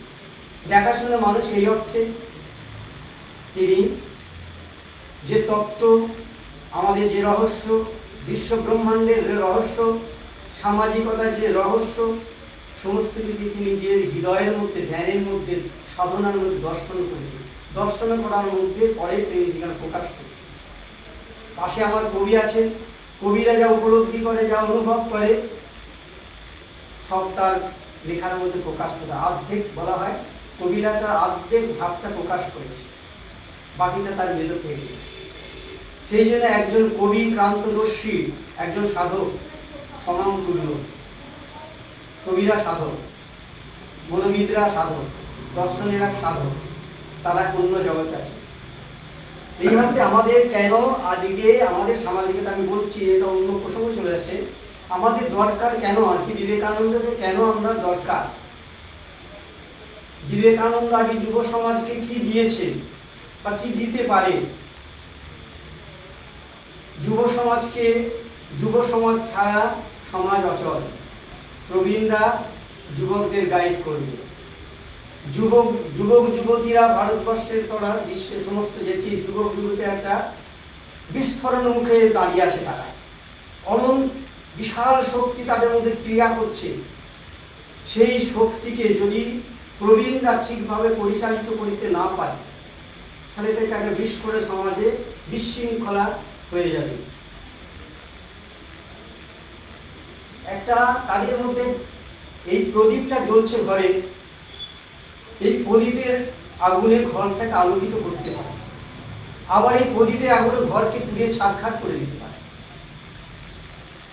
আগুন প্রদীপকে জ্বালিয়ে ঘরকে আলোকিত করে জ্ঞানের প্রদীপ দেখাতে পারে। আবার এই প্রদীপই একটা সমাজ মানে ঘরকে ছারখার করেছে। তেমনি সেরকম তাদের মধ্যে সেই জ্ঞানের প্রদীপটা যদি আমরা জ্বালাতে পারি, তবে সমাজ সুস্থভাবে চলে যাবে। সেই জন্য দরকার বিবেকানন্দ। না হলে কি হবে, সমাজকে ছাড়খাড় হয়ে যাবে। আমরা ভাবছি যুবক যুবতীরা ঠিক গাইড করছে না, এর জন্যে দায়ী করবো না, আমরা অজ্ঞতাই বলবো। আমাদের জানতে হবে ভারতবর্ষের চিরন্তন ঐতিহ্য, আদর্শ ভারতবর্ষে আধ্যাত্ম, যা দিয়ে গেছেন স্বামীজি আমাদের। বিভিন্ন দার্শনিক, বিভিন্ন মনোবিদের চিন্তা ভাবনা করছি, কিন্তু ডাইরেক্ট দিয়ে দিন স্বামী বিবেকানন্দ আমাদের। তার কাছে আমরা প্রচুর ঋণী। পাশ্চাত্য স্বীকার করেছেন, আমেরিকা যখন চিকাগো ধর্ম মহাসভায় স্বীকার করেছেন, দি হেরাল্ড পত্রিকা পরের দিন পেপারে বেরিয়েছে যে আমরা কি মূর্খ, সেই দেশে আমরা প্রচারক পাঠাই, যে দেশ থেকে বিবেকানন্দ উঠে এসেছে, যে গোটা বিশ্বকে আলো দেখাচ্ছে। আমরা কি মূর্খ, ভারতবর্ষের অজ্ঞান কুসংস্কার যে দেশ বলে তাই থেকে আমরা প্রচারক পারি, ভারতবর্ষে শিক্ষিত করতে যাই। আমরা কি মূর্খ? হেরাল্ড পত্রিকা স্বীকার করেছে। স্বামীজি বলছেন আমাদের কি নেই? ঐতিহ্য, আদর্শ, আধ্যাত্মিকতার কথা বলতে গিয়ে বলছেন জাগতিক ভাবে আমাদের কি নেই? শিল্প, আমাদের দর্শন, আমাদের বিজ্ঞান, আমাদের গণিত। এইমাত্র ভগিনী বললেন, নীতিবর্ণা ভগিনী বললেন কোণারকের মন্দির কথা। আমাদের টেকনোলজি কত উন্নত, সেখানে কোনো সিমেন্ট টিমেন্ট নেই কোণারকের মন্দিরে, পাথরের কথা এত উঁচু। কত চিন্তা করুন, আমাদের অজন্তা ইলোরার গুহা চিত্র, এমন কেমিস্ট্রি উন্নত নেই, সে গাছপাতা দিয়ে রস তৈরি করে এখনো রঙগুলো উজ্জ্বল করে আসছে। তার গুহায় একটা চিত্র আছে, সেটা দিকে ছাতা আবিষ্কার হয়েছে। এগুলো স্বামীজির আবিষ্কার। পারিসল ম্যাগলাউডকে রেখেছো আমাদের ভারতবর্ষের চিত্র, তুমি রেখেছো, 8 ফুলে রেখেছো, কাঠের কাঁঠাল কাঠের তৈরি কি সুন্দর নকশা। গ্রাম বাংলার শিল্প তোমাদের শহরে যথাযথ শিক্ষিত শিল্প হারিয়ে দেবে। আম কাঠের একটা আর্ট, আমরা যদি যান দেখে আসবেন, সেখানে বিদেশি শিষ্যদের পাঠিয়েছিলেন 8 ফুট, এই আমাদের তারকেশ্বর থেকে যেটা, সেখানে তারা গিয়েছিল গ্রাম বাংলার আর্ট দেখতে। আম কাঠের একটা, কাঁঠাল কাঠের আর্টের মধ্যে কত সুন্দর শিল্প নকশা গ্রামের লোকেরা করে। তারা পাশ্চাত্য শিক্ষায় শিক্ষিত না। আমাদের শিল্প কত উন্নত। আজ শূন্য আবিষ্কার ভারতবর্ষে বিদ্যায়, কি নেই আমাদের? এই হচ্ছে আমাদের ভারতের ঐতিহ্য, ভুলে গেছি। আমরা কি করানো হচ্ছে, বিভিন্ন দেশ বিদেশের ভারতবর্ষ সম্বন্ধে কুরুচিপূর্ণ আদর্শ, সংস্কৃতি, আধ্যাত্ম না জেনে বিভিন্ন গ্রন্থ রচিত হয়েছে। বিভিন্ন গ্রন্থ দেশ বিদেশে রচিত হয়েছে, সেই গ্রন্থগুলো আমাদের ভারতবর্ষ আসল ঐতিহ্য, আসল সংস্কৃতি, আসল কৃষ্টি, আসল আধ্যাত্মিকতা আমরা ভুলে গেছি। এই যে বললেন, স্যার বললেন যে ভারতবর্ষ কি দেশ ছিল, ছিল ভারতবর্ষ ধনী দেশ ছিল। আজ থেকে 300-400 বছর ভারতবর্ষ সবচেয়ে ধনী, নাহলে গোটা বিশ্বের লোক ভারতবর্ষে এত ধন সম্পদ। আপনারা শুনে অবাক হবেন, তখনকার ভারতবর্ষে কোনো দরজা তালা ছিল না, তখনকার সোনার জিনিস বাইরে পড়ে থাকতো। এরকম ভারতবর্ষ ছিল, এত সম্পদের দেশ। আমরা সারা নাদি সাহেব বাবার লুণ্ঠন করলে ভারতবর্ষ ইতিহাস দেখান বৈসিংহাসন ভারতবর্ষের সম্পদের, ভারতবর্ষের ঐতিহ্য, ভারতবর্ষের 300-400 বছর আগে ভারতবর্ষের ধনী, বিশ্বের সবচেয়ে ধনী দেশ ছিল ভারতবর্ষ। ইতিহাস ঘেটে দেখবেন, ভারতবর্ষ 300-400 বছর আগে সবচেয়ে বিশ্বের ধনী দেশ ছিল। সেই ধনী দেশকে আবিষ্কার করতে কলম্বাসের নাম শুনেছেন? কলম্বাস এসেছে, আসছিল ভুল পথে, সে আমেরিকায় চলে গেছে। ধনী দেশ ভারতবর্ষ। কেন আজকে এরকম আমরা গরিবের মতো পরমুখ পরীক্ষা হয়ে চাপবে, আর স্বদেশ মধ্যে পরমুখপেক্ষী হয়ে আমরা আছি? বিদেশরা দেবে, আমরা তো বলবো আমাদের নিজের দেশে সম্পদ তৈরি করে, নিজের আছে কম আছে। সেই ভারতবর্ষে কেন এমন হলো? স্বামীজির কথায় আমরা আসি, বলছে ভারতের 2 মহাপাপ ভারতকে আমাদের রসাতলে ফেলেছে, মানে দারিদ্রের মধ্যে পড়েছে। মহাপাপ কি? জাতি জাতিগুলো সারা জনসাধারণকে পিষে ফেলা আর মেয়েদের পায়ে দলানো, নারীদের পায়ে ভগবান। সব জাত মেয়েদের পুজো করে বড় হয়েছে। বিদেশি আর পাশ্চাত্যে তারা অন্যভাবে পুজো করে। আমাদের ভারতবর্ষ মাতৃভাবে। বিদেশের কাছে নারী স্ত্রী, পাশ্চাত্যে প্রাচ্যে নারী মা, শ্রদ্ধা। সেই জন্যে স্যার একটু ভুল বললেন। প্রথমে আমেরিকায় যখন বক্তৃতা হয়েছিলেন তখন বলছেন আগে ব্রাদার বলেন, sisters and brothers of America. কেন বললেন? মাতৃ শান্তি, আমাদের মায়ের ভাব। আগে মাতৃদের লেডিস ফার্স্ট, মায়েদের আগে আসন বসন ভূষণ, তারপর। যে সমাজে মায়েদের আদর নেই কদর নেই সেই সমাজ কখনো টিকতে পারে। স্বামীজির ভাষা আমার।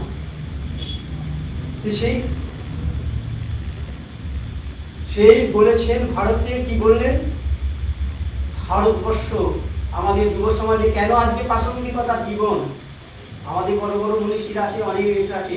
স্বামীজিকে কেন দরকার? কেন স্বামীজি ভারতের চেতনাকে জাগিয়েছিল, ভারতের আত্মাকে জাগিয়ে দিয়েছিল।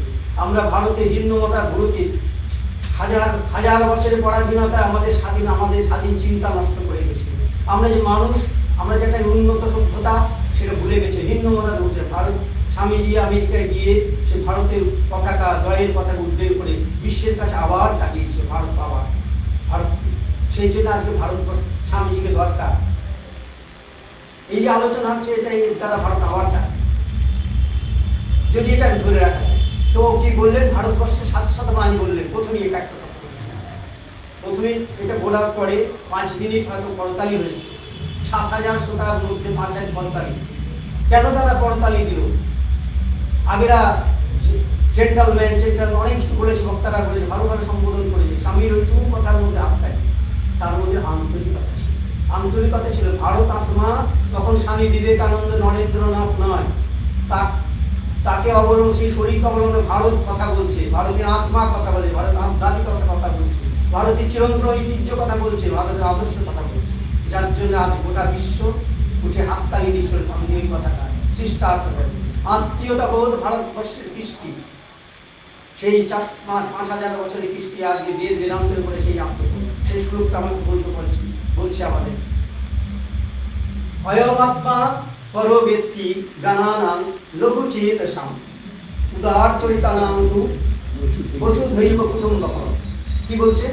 অয়ম আত্মা নিজ পর ব্যক্তি, এটা আমার, ওটা পরের। গানানাম, সংস্কৃত খুব সুন্দর ভাষা, সম্মিলিত ভাষা, দেব ভাষা। সবাই সংস্কৃত পড়তে হবে। সংস্কৃতের মধ্যে ভারতের সংস্কৃতি কি আছে? বেদ, উপনিষদ, মহাভারত, রামায়ণ, এগুলো ভারতের সংস্কৃতি। আমরা যে সংস্কৃতি বলছি সেটা সংস্কৃতি আমাদের পরিধার করা। সেই জন্য সংস্কৃত ভাষা সংস্কৃত দরকার। যাই হোক, সে বলছেন লঘু চেতসাম, অল্প সংকীর্ণ মনে লোকেরা, এটা আমার, ওটা পরে, এই গোষ্ঠীটা আমার, এই সমাজটা আমার, এই দেশটা আমার, এই পরিবার আমার। লঘু চেতসাম, সংকীর্ণ মানে উদার চেত, উদার মহৎ মানুষরা কি বলে? বসুধৈব কুটুম্বকম, গোটা বিশ্ব আমার কুটুম্ব, আত্মীয়, গোটা বিশ্ব আমার পরিবার। আমার দেশটা শুধু নয়, আমার সমাজটা, আমার পরিবার, পাড়াটা নয়, গোটা বিশ্ব আমার। কে বলতে পারে? এটা ভারতবর্ষের ধর্ম বলতে পারে। আমরা ধর্ম সামনে ভুল ব্যাখ্যা করি। ধর্ম কোনো ধর্ম, আধ্যাত্মিকতার দুটো পার্থক্য আছে। রিলিজিয়ান আর স্পিরিচুয়ালিটি, এটা মনে রাখতে হবে। ধর্ম মতবাদ, কোনো সম্প্রদায় আমি আচার আচরণ মেনে সেইখানে আমার স্পিরিচুয়াল গ্রোথ করি, সেটাকে ধর্ম। আমার স্পিরিচুয়াল গ্রোথটা হচ্ছে কোন আচার আচরণ, কোন ইজম গ্রহণ করবে সেটা হিন্দু, মুসলমানের, খ্রিস্টান, যে কোনো। তো সেইখানে ভারতবর্ষের চিরন্তন সত্যটা তুলে দিতে বসুধৈব কুটুম্ব, যেটা ভারতবর্ষের আদর্শ। আজ আমরা ভুলে গেছি, বিচ্ছিন্নভাবে আলাদা আলাদা হচ্ছে। ভারতবর্ষে কি দরকার বলেছেন স্বামীজি? বৈদান্তিক মস্তিষ্ক, ইসলামিক দেহ। ভারতবর্ষে আসা ইসলামিক দেহ মানে, আমি ছোট করছি না, মুসলমানদের দেহ কথা বলছি না। মুসলমানদের দরকার, হিন্দু দরকার, সমস্ত, এখানে ধর্মের কোনো আসবে না।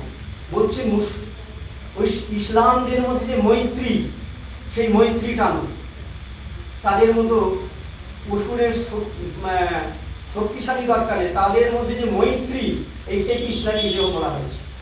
বৈদান্তিক মস্তিষ্ক, বেদের যে বুদ্ধিমত্তা, উচ্চ বুদ্ধিমত্তা না হলে বেদের তত্ত্বগুলো ধারণা করা অসম্ভব। এই বেদের তত্ত্বটা ধারণা করতে সেই মুষ্টিময় কিছু উচ্চ চিন্তা ছাড়া সম্ভব নয়। তার জন্য বেদের তত্ত্বকে ধারণা করার জন্য পরবর্তীকালে পুরাণ এসেছে। পুরাণে বেদের তত্ত্বগুলো, বুদ্ধদেবের জাতকের গল্পগুলো, সেই বেদের তত্ত্বগুলো সহজ সরল উঠেছে।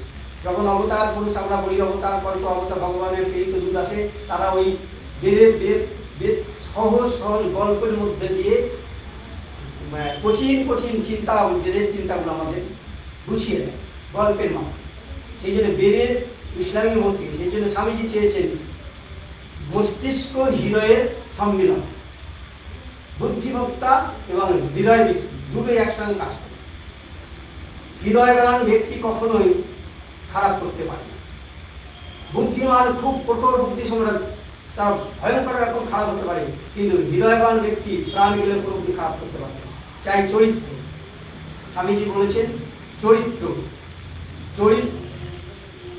জগৎ এখন তাদের চায়, স্বামীজির কথায় জগৎ এখন তাদের চায় যাদের চরিত্র সৎ, স্বার্থশূন্য প্রেমদীপ্ত, যাদের চরিত্র স্বার্থশূন্য প্রেমদীপ্ত ও পবিত্র। জগতের ইতিহাস স্বামীজি বলছে কয়েকজন গম্ভীর চরিত্রবান মানুষের ইতিহাস। এই জন্যে আমাদের স্যারেরা, আচার্যেরা, গুরুরা কি করবে? তাদের করছে না, বুদ্ধি আছে বিদ্যুতে থাকবে সরকারে, কিন্তু তাদের প্রথম কর্তব্য যুবকদের সেইভাবে বোঝানো, নিজের জীবনে বুঝে আমাদের ঐতিহ্য, ভারতের ঐতিহ্য, ভারতের কৃষ্টি, ভারতের আধ্যাত্মিকতা নিজের জীবনে পরিপালিত করে ছাত্রদের বোঝায়। ছাত্ররা যদি ঠিকভাবে গাইড করতে পারে, যুব সমাজ ধ্বংস হয়ে যাবে, ধ্বংসটা আমরাও প্রবীণরা বসে থাকবো না। সেই জন্য আগে দরকার তাদের ঠিক করে আমাদের নিজেকে বুঝতে হবে, আমাদের ভারতের কৃষ্টি কি, ভারতের সম্পদ। ধর্ম মানে আর কিছু নয় স্বামীর ভাষায়, সৎ কর্ম করা, সৎ হওয়া, এর মধ্যে সমস্ত ধর্মের নিয়ম।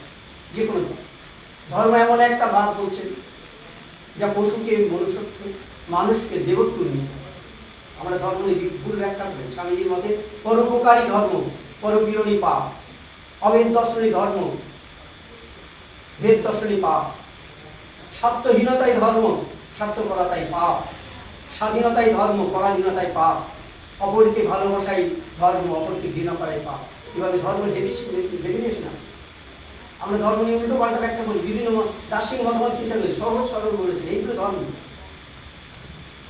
এই ধর্মকে জানাতে হবে এবং সমস্ত মধ্যে আধ্যাত্মিকতা ভারতবর্ষ শ্রেষ্ঠ হয়েছে, পৃথিবীর শ্রেষ্ঠ হয়েছে ত্যাগ কি হিসাবে না, ভারতের ত্যাগ সেবার মাধ্যমে। ভারতের আধ্যাত্মিকতা ত্যাগ সেবা, এই নিয়ে সে পৃথিবীর গুরু হয়েছে, এখনো গুরু। ভারত আবার জগৎ সেবা শ্রেষ্ঠ হয়। স্বামীজি বলছেন আমি দিব্য চক্ষে রেখেছি ভবিষ্যৎ ভারত, অতীতের ভারত অবস্থা অনেক মহাকবি, অতীতের গৌরব ভবিষ্যৎ ভারত ম্লান করে দেবে আশা মানে।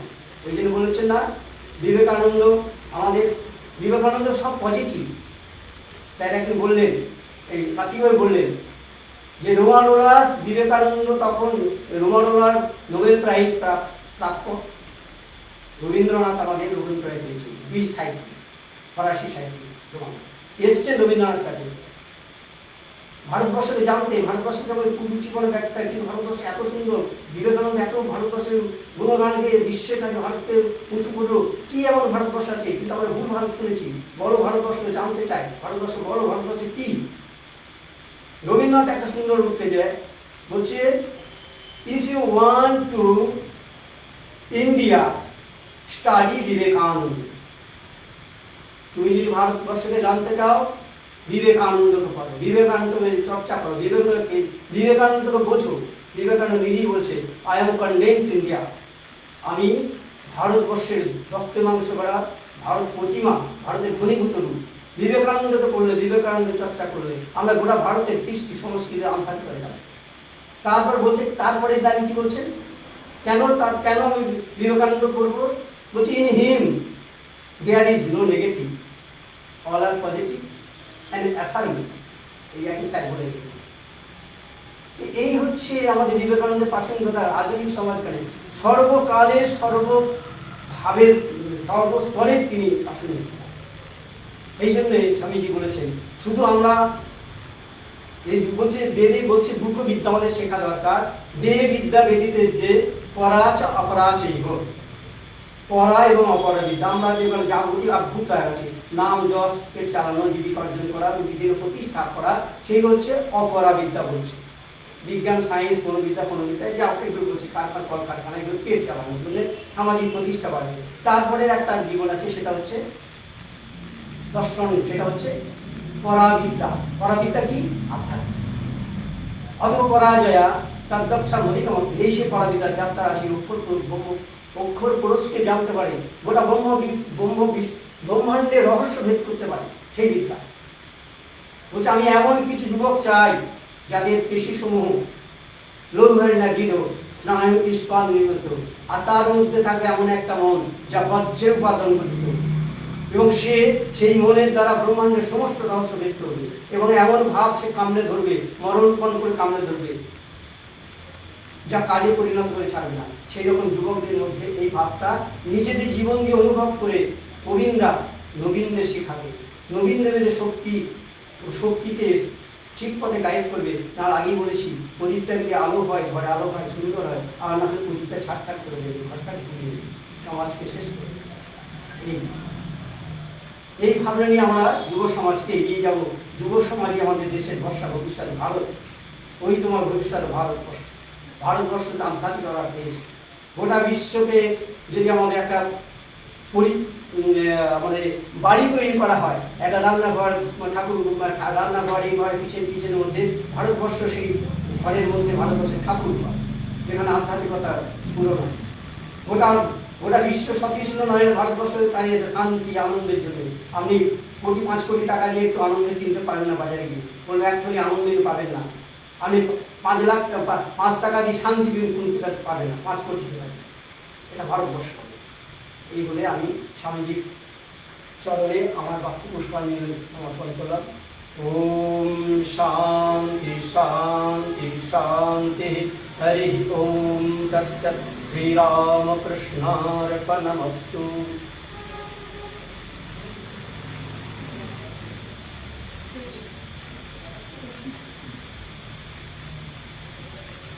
দর্শকদের কাছ থেকে এবং আমাদের এনজিও তরফ থেকে আমার কাছে কিছু প্রশ্ন আছে, যেটি আমি আমাদের বক্তাদের করতে চাই।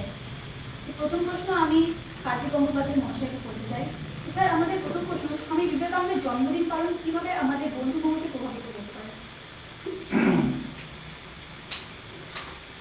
জন্মদিবস পালন তো হচ্ছে একটা উপলক্ষ। লক্ষ্যটা হচ্ছে কি, যে বিবেকানন্দকে পড়া, বিবেকানন্দকে নিজেদের ব্যক্তিগত জীবনে প্রয়োগ করা, এবং আরো 5 জনাকে সেই বিবেকানন্দের আদর্শে অনুপ্রাণিত করার চেষ্টা করা। কাজেই সেই দিক থেকে এই যে ধরো আমার বলাটাই নিরর্থক, তার কারণ হচ্ছে যে নিশ্চয়ই এই বন্ধু মহল এই জায়গাটা বুঝেছে বলেই এইভাবে তারা কিন্তু এগিয়ে এসেছে। এই যে বিভিন্ন কম্বল দেওয়া থেকে আরম্ভ করে বিভিন্ন রকমের জনহিতকর কাজগুলো এরা যে করেছে, সে করার ভিতর দিয়েই বহুজন বিধায় জায়গাটা উঠে আসছে। স্বাভাবিকভাবেই তাদের মধ্যে এই চর্চাটা আছে বলেই, ব্যবহারিক জীবনে এই চর্চাটা আছে বলেই বুঝতে পারা যায় যে অন্তর্বস্তুর ভেতরে তাদের ভিতরে একটা বিবেকানন্দের একটা নির্দেশনা কাজ করছে। ধন্যবাদ স্যার। আমার দ্বিতীয় প্রশ্ন আমি ডক্টর কিশোর মুখোপাধ্যায় করতে চাই। স্যার, পরমহংস রামকৃষ্ণ ও বিবেকানন্দের সম্পর্কে বিশেষ তাৎপর্য কি? এটা আমি আমার বক্তব্যের মধ্যেই বলেছি।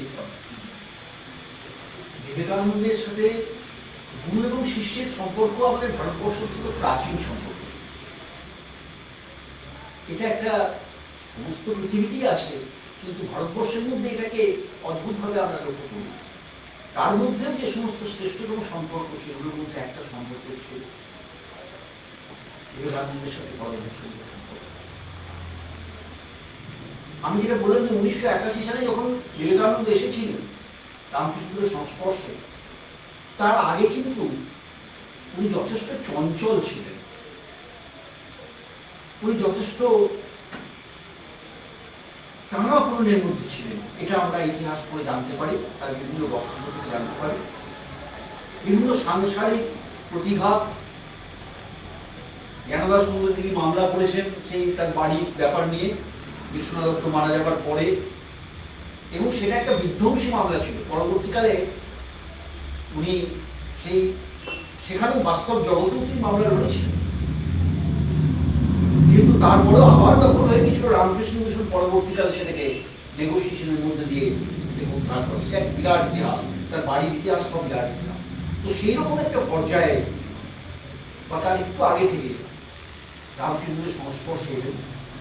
যেটা আমি আগে বলেছি, তার একটা স্কেপটিক মাইন্ড ছিল, সন্দেহবাদী, একটা সবকিছুকে রিজনলি ব্যাখ্যা করা এটা অবশ্যই মানে কাম্যই মানুষের জীবনে, যুক্তি তর্কের মধ্যে দিয়ে জিনিসের অংশ।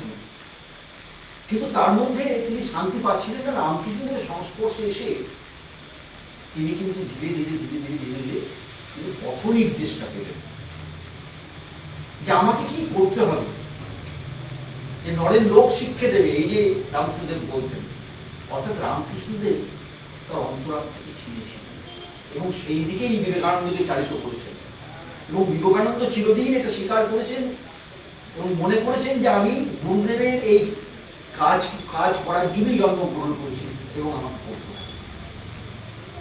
এই রামকৃষ্ণদেবের এবং বিবেকানন্দের সম্পর্কে এটা একটা বিরাট তাৎপর্য।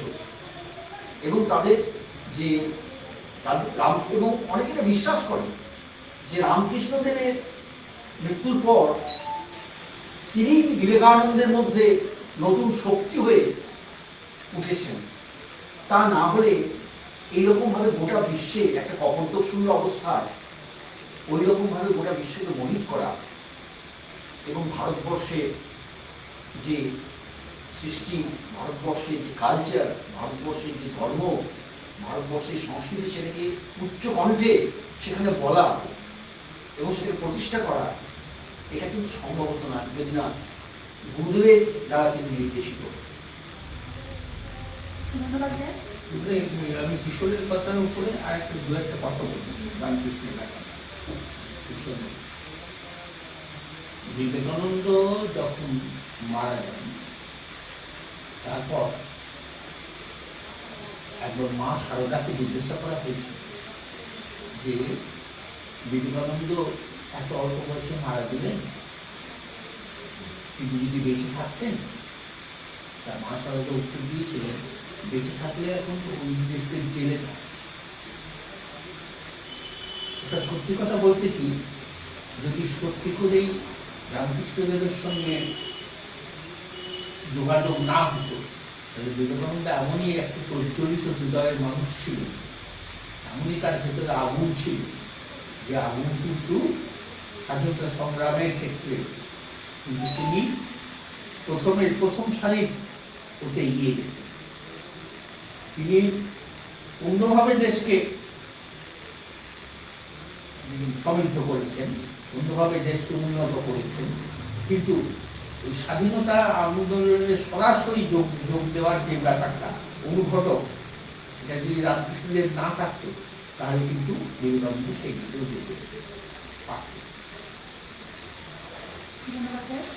তো আমার পরের প্রশ্ন আমি আমাদের প্রণামী স্বামী শেষানন্দ মহারাজের কাছে করতে চাই। শিকাগো বক্তৃতা কেন জনসমাজকে এতটা আলোকিত করেছিল? শিকাগো বক্তৃতাটা ছিল বিশ্ব ধর্ম সম্মেলন, গোটা বিশ্বের ধর্ম সম্মেলন। আমরা ধর্ম নিয়ে অনেক মাতামাতি করি, গোটা বিশ্বেই সে মাতামাতি হচ্ছে আমার ধর্ম শ্রেষ্ঠ, ওর ধর্ম শ্রেষ্ঠ, এই ধর্ম শ্রেষ্ঠ। প্রত্যেকটি ধর্ম তখনকার দিনে এখনও আছে। খ্রিস্টান ধর্ম বহু সংখ্যক খ্রিস্ট ধর্ম আছে। খ্রিস্ট ধর্ম তো মনে করি খ্রিস্টান ধর্মটাই শ্রেষ্ঠ। এবার তাদের মানে উদ্যোক্তাদের উদ্দেশ্য ছিল তার কবিতার উদ্দেশ্য ছিল গোটা বিশ্বের কাছে আমাদের ধর্মটাকে স্বীকৃতি আদায় করবে। স্যার যেমন বলছে কবিদের ব্যাপারটা কেমন, গোটা বিশ্বকে না স্বীকৃতি হয় না, যেমন স্বামী ব্যাপার, তেমনি ওদের একটা কমিটি ইয়ে হয়েছিল যে যারা ধর্ম ইয়েরা গোটা বিশ্বের কাছে দেখুন খ্রিস্ট ধর্ম কত বড়, তোমরা সবাই খ্রিস্টের পদে তলে এসে, খ্রিস্ট ধর্মই একমাত্র ধর্ম বিশ্বের ধর্ম, সেটাই প্রতিপাদিত করার জন্য তারা এই ধর্ম মহাসভা দিচ্ছে। সেটা একটা মেলা ছিল। যেমন কলম্বাসের কুর্তিকুটুকে কলম্বাসের আমেরিকা আবিষ্কার উপলক্ষে একটা মেলা উঠছিল, সেই মেলার একটা অংশ ছিল ধর্মসভা। সেই ধর্মসভায় গোটা বিশ্বকে আমন্ত্রণ জানানো হয়েছিল, মানে বড় বড় নেতাদের, কিন্তু ভারতবর্ষ থেকে যায়, ভারতবর্ষ থেকে আমন্ত্রণ জানানো হয়নি, ভারতবর্ষ শুনেছি, সবাইকে গেছিল, গোটা প্রত্যেক দেশেই তার ধর্মের প্রতিষ্ঠা করাবার জন্য ওইখানে আমন্ত্রণ দেবে, তোমাদের দেশে ধর্ম, প্রত্যেক ধর্ম সম্প্রদায় বলা হয়। তা ভারত স্বামীজিও গেছিল, স্বামীজিও যেতে চাইলে প্রথমে, ধর্মটা নিজস্ব জিনিস, অনুভবের জিনিস, রিলিজিয়ান ইজ রিয়েলাইজেশন, অনুভব। কিন্তু ধর্ম এমন একটা বললাম, ধর্মটা শুধু ওই অনুভব করেছে আমাদের ঋষিরা, ঋষিরা আমাদের ভারতবর্ষে অনুভব করে তারপরে লিপিবদ্ধ করে দেয়। বেদ কোনো ঋষিমণিদের লেখা নেই, অনুভব সত্যগুলো সেইগুলো বেদ আকারে পেশ করে। সেই জন্যে আমাদের সবসময় গোপনে, কিন্তু ধর্মকে নিয়ে নেগলেক্ট খেলাধুলা করবে না। আমাদের ধর্মের শ্রেষ্ঠ ধর্ম আমরা প্রচার করতে জানি। মাদ্রাসবাসীরা স্বামীজির ওই বক্তৃতা, ওই কথা শুনে, ওই ভাব দেখে ধর্মের একটা ধর্মের প্রতিমূর্তি দেখেছে। আমাদের ভারতবর্ষের অপমান হবে, হিন্দু ধর্মের অপমান হবে, বৈদান্তিক ধর্মের অপমান হবে। আমার ভারতের ধর্ম হচ্ছে বেদ, বেদান্ত, উপনিষদ ধর্ম তথা কৃষ্টি, যার উপর দাঁড়িয়ে আমাদের কৃষি সব আছে, জীবন দর্শন আমাদের আছে, জীবন আচার আচরণ সবই। তা আমাদের অপমান হবে, সেই জোর করে পাঠিয়েছিল। প্রথমে রাজা ক্ষেত্রী রাজা পাঠাতে চেয়েছিল, অনেক রাজা বলছেন না, আমি ভারতবর্ষ দরিদ্র, ভারতবর্ষ দেশ খেতে পারে না, এরকম অকুসংস্কার অনেক দেশ, তখন আমি ভারতবর্ষ থেকে জনসাধারণের জন্য যাবো, ভারতবর্ষ জনসাধারণের টাকায় যাবো, টাকা ফেরত দিয়েছে। জনসাধারণ বিজয় ছিল, বাবা সিংহাকে টাকা করে তারা কাজ তুলে স্বামীজিকে পাঠিয়েছিল, রাজা ফেরত করেছিল, যে মুন্সি জগন্মোহন রায় এরকম নাম আছে। তো সেইখানে গিয়ে কি হলো, ভারতবর্ষের ওরা স্যারই বলেছেন, ব্যারোজকে চিঠি লিখে হারবার বিশ্ববিদ্যালয়, সূর্যকে আলো দেওয়ার যদি অধিকার জিজ্ঞেস করা, তোমার আলো দেওয়ার কোথায় ইংরেজি কোর্ট আছে, ইংরেজি বলছে না, সূর্যকে আলো দেওয়ার তোমার কি অধিকার, সূর্যকে প্রশ্ন করা হয়, ঠিক সেম প্রশ্ন করা হবে স্বামীজিকে, কেন তিনি বুঝেছিলেন মানিকের রতনের হ্যাঁ, এই কথাটা বুঝেছিলেন। সেই জন্য বলেছিলেন সমস্ত আমাদের বড় বড় ইউনিভার্সিটি বা বড় বড় অধ্যাপকদের যত পাণ্ডিত্য জড়ো করে যত না তার থেকে বেশি, অথচ এটা কি বিদ্যা, এটা অপরাবিদ্যা, অপরাবিদ্যার কাছে পরাবিদ্যা চলে। এটা একটা দুটো education, formal education, non formal education. মাঠে ঘাটে চলে বেড়ায়, বই চুরি করে, তাদের মাথায় নন ফর্মাল এডুকেশন আছে। আমাদের সঙ্গে আছে বাকি মাথায় নর্মাল অনেক। যেহেতু একদিন কথা হচ্ছিল, প্রসঙ্গ যাচ্ছি, স্বামীজি বিবেকানন্দ বড় বড় শিক্ষিত, একটা কোনো বিষয় নিয়ে একটা ইংরেজি কোনো সাহিত্য নিয়ে আলোচনা করতে করতে বলছে, রাকুমার এখানে জব করছেন, উনি বিহারের শরীর মুখ্য, ক পর্যন্ত করতে ভালো করতে বলছে, ক করতে, ক বলছে ক্যা বলছে, বলতে পড়াশোনা হবে না, এরকম করতে তাই করতে দিয়েছে। তো লাকুমারের বাসে জব করতেন, গুরু ভাইরা সব শিক্ষিত, গুরু ভাইরা তখন বিবেকানন্দ ব্রহ্মানন্দ বড় শিক্ষিত, আলোচনা করছি কি এখানে এমন কি একটা ওয়ার্ড হতে পারে, সেটা হবে পাশ থেকে তোমার বলছি স্ট্যাটিফাই, কি করে হ্যাঁ ঠিক স্ট্যাটিফাই কথা ঠিক অ্যাপ্লিকেট। তখন স্বামীজি বলি উনি প্লেটের মনে কথা, এই হচ্ছে পড়া,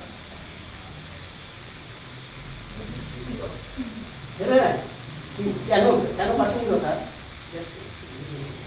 তো ওই জন্যে ওরা ভেবেছিল, কিন্তু যখনই দাঁড়িয়ে সরস্বতী ভারতবর্ষের চিরন্তন সত্য, চিরন্তন শাশ্বত ধর্ম, যে ধর্মের জন্য, যে আধ্যাত্মিকতার জন্য, ধর্ম বলবো না, যে আধ্যাত্মিকতার জন্য ভারতবর্ষের গোটা বিশ্বেকে নেতৃত্ব দিয়ে গুরুস্থান এনেছে, যে আদর্শ ঐতিহ্য জন্য, সেটা এখন তার দিয়েছে। এবং গোটা বিশ্ব, আমি বললাম আগে, সতৃষ্ণ নয়, যেটা শান্তি, প্রীতি, স্বামীজি বলেছেন নতুন ভারত বেরোবে কোথা থেকে? আবার ভারত চাষার লাল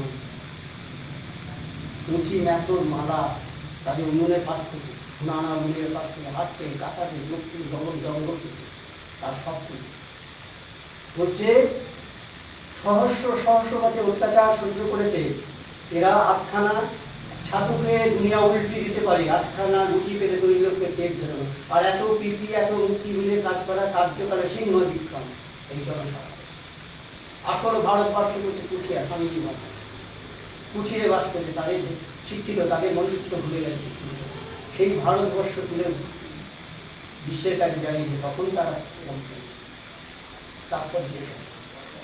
ওরা স্বামী বিবেকানন্দের খ্রিস্ট ধর্ম করতে গেলে উল্টো হয়ে গেল, হিন্দু ধর্ম শ্রেষ্ঠ ধর্ম শ্রেষ্ঠ। এখানে হিন্দু বলতে কিন্তু আমরা বৈদান্তিক ধর্ম, স্বামীগুলো বৈদান্তিক ধর্ম। এই সাইকুলের মহাপ্রভু হিন্দু বলেছে, আবার হিন্দু বলছে, হিন্দু বলতে আমরা সবাই হিন্দু, সিন্ধু নদীর দিক তীরে যারা বাস করে তাদের হিন্দু করা, কিন্তু ধর্ম হচ্ছে আমাদের বৈদান্তিক। ধন্যবাদ মহারাজ। আমার পরের প্রশ্ন আমি আবার নিয়ে যেতে চাই মাননীয় কার্তিক অমরনাথের কাছে। স্যার, অনেকে সামাজিক আধ্যাত্মিক গুরু বলে ব্যাখ্যা করতে চান, তো এটা কি ঠিক? স্বামীজি এখন ব্যাপারটা হচ্ছে যে বিবেকানন্দকে খুব খণ্ডিত দৃষ্টিভঙ্গিতে দেখতে চলবে না। বিবেকানন্দকে সামগ্রিকভাবে, অর্থাৎ 39 বছর বয়সে তিনি যেভাবে যে চোখে জগৎকে দেখছিলেন, তার বিশ্ব দৃষ্টিভঙ্গি, সেই দৃষ্টিভঙ্গির চোখ দিয়ে দেখলে পরে অবশ্যই তার ভেতরে আধ্যাত্মিকতার প্রশ্ন আছে, সামাজিকতার প্রশ্ন আছে। এখানে তো কোনো মানে কি বলবো, দ্বিমত করার কোনো প্রশ্ন নেই। কিন্তু সেই সঙ্গে সঙ্গে যেটা বড় প্রশ্ন, সেটা হচ্ছে কি ভবিষ্যৎ ভারতের সম্পর্কে তিনি যে রূপরেখাটা দিয়েছিলেন, যে এই যে ভারতবর্ষ, যেটা তিনি বারবার বলেছেন, ভারতবর্ষের যেটা মানে ত্রুটি আমি বলেছি, মহারাজ বললেন জাতিভেদ প্রথা, আর পাশ্চাত্যের ত্রুটি হচ্ছে কি যে বিভিন্ন তোমার কি বলবো বুদ্ধিবৃত্তির ওপরেতে ওই করা এবং হৃদয় বৃত্তিকে সেভাবে না উৎসাহিত করা। এই যে জায়গা থেকে আমরা যখন দেখি, তখন দেখতে পাচ্ছি কি যে সামাজিকতা বা আধ্যাত্মিকতার জায়গাটা তো অবশ্যই ছিল, কিন্তু সেই সঙ্গে সঙ্গে ভবিষ্যৎ পৃথিবীর ব্যাপার নিয়েও তিনি যে ভাবছেন, তারও কিন্তু প্রমাণ তিনি রেখে দিয়ে গেছেন। সুতরাং কোনো খণ্ডিত জায়গা থেকে তাকে দেখাটা উচিত নয়, তাকে সামগ্রিক দৃষ্টিভঙ্গি থেকে, বিশ্ব দৃষ্টিভঙ্গি থেকে তাকে দেখা আমাদের মনে হয় সেটাই বোধহয় বড় রকমের দেখা। অর্থাৎ তিনি সত্যি কথা বলতে কি গৃহস্থও বটেন, তিনি আবার সন্ন্যাসীও বটেন। কোনোটাই মানে তার সম্পর্কে কোনো একটা বিশেষ কি বলবো সংজ্ঞা এটাকে নির্ধারিত করা যায়। ধন্যবাদ স্যার। আমি আমার পরের প্রশ্ন মাননীয় কিশোর মুখোপাধ্যায়কে যেতে চাই, যে বিবেকানন্দ কি অলৌকিক ক্ষমতার অধিকারী ছিলেন? এখন একটা মানুষ যখন অনেক উঁচুতে উঠে যায়, তখন তাকে নিয়ে তার পূজা, তাকে প্রণাম করা, তাকে দেবত্বে তার প্রতি আরোপ করতে গিয়ে অনেক অনৈতিহাসিক যে সমস্ত ঘটনাগুলি কিন্তু চলে আসে। যেমন বিদ্যাসাগর সম্পর্কে আমি যেটুকু জানি যে তিনি দামোদর সাদা কেটে পার হয়েছিলেন, কিন্তু ঐতিহাসিকভাবে এই তথ্য কিন্তু নেই। ঐতিহাসিক তথ্য নেই, এইটুকু বলা যেতে পারে যে ইতিহাস মানে সম্মত কোনো তথ্য নেই। এখন যে কোনো মহাপুরুষের ক্ষেত্রেই কিন্তু এটা প্রযোজ্য, তবে বিবেকানন্দের ক্ষেত্রে এইরকম একটা ব্যাপার চলে আসার একটা অন্যতম কারণ হতে পারে যে তার অসীম মানসিক শক্তি। যেমন ফর এক্সাম্পল, যে তাকে আমেরিকাতে অনেক বই দিয়ে দেওয়া হলো যে এইগুলো স্বামীজি আপনি দেখবে, তো তার পরের দিন উনি বইগুলো সব ফেলে দিলেন। তো তখন সেই ভদ্রলোক বললেন যে আমি এটা সন্দেহ হলো, আপনি এই বইগুলো সব পড়েছেন? বলুন আপনি কি জানতে চান। তো দেখা গেল যেখান থেকে বলছেন উনি কিন্তু বলে দিচ্ছেন। এক হচ্ছে এটা অলৌকিক শক্তি, কিন্তু অলৌকিক কথাটার মধ্যে মানে যা লৌকিক নয় তার মধ্যে একটা জাদু, একটা ম্যাজিক, একটা অন্যরকম যেটা বিজ্ঞানের পরিপন্থী। আমি সেই অর্থে কখনোই বলবো না যে তিনি অলৌকিক শক্তি অধিকারী, সেটা বলবো না। কিন্তু অবশ্যই মানুষের মধ্যে ক্ষমতার তো ভেদ আছে। আমি যতটা দূর দেখতে পাই, যতটুকু দেখতে পাই, আর একজন ততটুকুই দেখতে পাই এমন তো নয়। আমার বোঝা, আমার জানা, আমার চায়না, এগুলোর মধ্যেই তো মানুষের পার্থক্য। তো এই একটাই এক্সাম্পলকে আমি বেশি যেতে চাই না। এই এক্সাম্পলটা থেকে আমি যদি ভাবি ব্যাপারটা এরকম, আমাদের যদি 10টা মানুষেরও থাকে, 10টা ছাত্রছাত্রী থাকে, যদি একজনকে পড়তে দাও, সে একটা সেন্টেন্স পড়বে, একটা ওয়ার্ডে গিয়ে ক্র্যাশ করার ক্ষমতা তার একটা ওয়ার্ড। আরেকজন দেখা যাবে সে এক নজরে গোটা সেন্টেন্সটা পড়ছে। এটা সাইকোলজিক্যালি ট্রু। এবং একজন খুব দ্রুত একটা পাতা পড়ে দিল, আর একজন একটা পাতা পড়তে অনেক সময় নিল। এই ডিফারেন্সটা আমরা সাধারণ মানুষের মধ্যেই লক্ষ্য করি। তো বিবেকানন্দের যে শক্তি ছিল, তার যে মানসিক ক্ষমতা, তো সেই মানসিক ক্ষমতায় তিনি অত্যন্ত একটা পাতা পড়তে পারতেন, এক নজরে একটা পাতা পড়ার তার ক্ষমতা ছিল। এবং এইটাকে আমি মনোবৈজ্ঞানিক দৃষ্টিভঙ্গি থেকে অলৌকিক বলবো না, এটা একটা অসাধারণ মানসিক ক্ষমতা ব্যাপার। কিন্তু একটা ব্যাপার হচ্ছে কি, যে এটা ঠিকই যে ধর্ম বলো, আধ্যাত্মিকতা বলো, বা বিভিন্ন বিষয় বলো, সেইখানে কিন্তু আমরা একটা গড গিফটেড যে ব্যাপার, সেই গড গিফটেড ব্যাপার কিন্তু একটা আমরা লক্ষ্য করি। এটা কেউ মানতে পারে, নাও মানতে পারে, কারণ কিন্তু আমরা বিবেকানন্দের জীবনে তার গুরুর যে প্রভাব, নাহলে এই তো ব্যাপারটা আসছে কি করে, যে বিবেকানন্দকে যখন যার ডক্টর রাধাকৃষ্ণন, যেটা আমি একটু আগে বলেছিলাম, ডক্টর রাধাকৃষ্ণন যার লাইফটা ছিল খুব ইভেন্টফুল। এত ইভেন্টফুল লাইফ খুব কম দেখা যায়, কারণ তিনি অত্যন্ত ভালো পড়াশোনা করেছিলেন, অত্যন্ত অল্প বয়সে তিনি থিসিস লিখেছিলেন, যেটা সমাদৃত হয়েছিল। তারপর তিনি প্রফেসর হয়েছিলেন, কলেজের ইউনিভার্সিটির ভাইস চ্যান্সেলর হয়েছিলেন। পরবর্তীকালে তার পাণ্ডিত্যের জন্যই তিনি ভাইস প্রেসিডেন্ট হয়েছিলেন, প্রেসিডেন্ট হয়েছিলেন, ফিলোসফিক্যাল কংগ্রেসের প্রধান হয়েছিলেন, ফিলোসফিক্যাল কংগ্রেস নতুনভাবে রচনা করেছিলেন।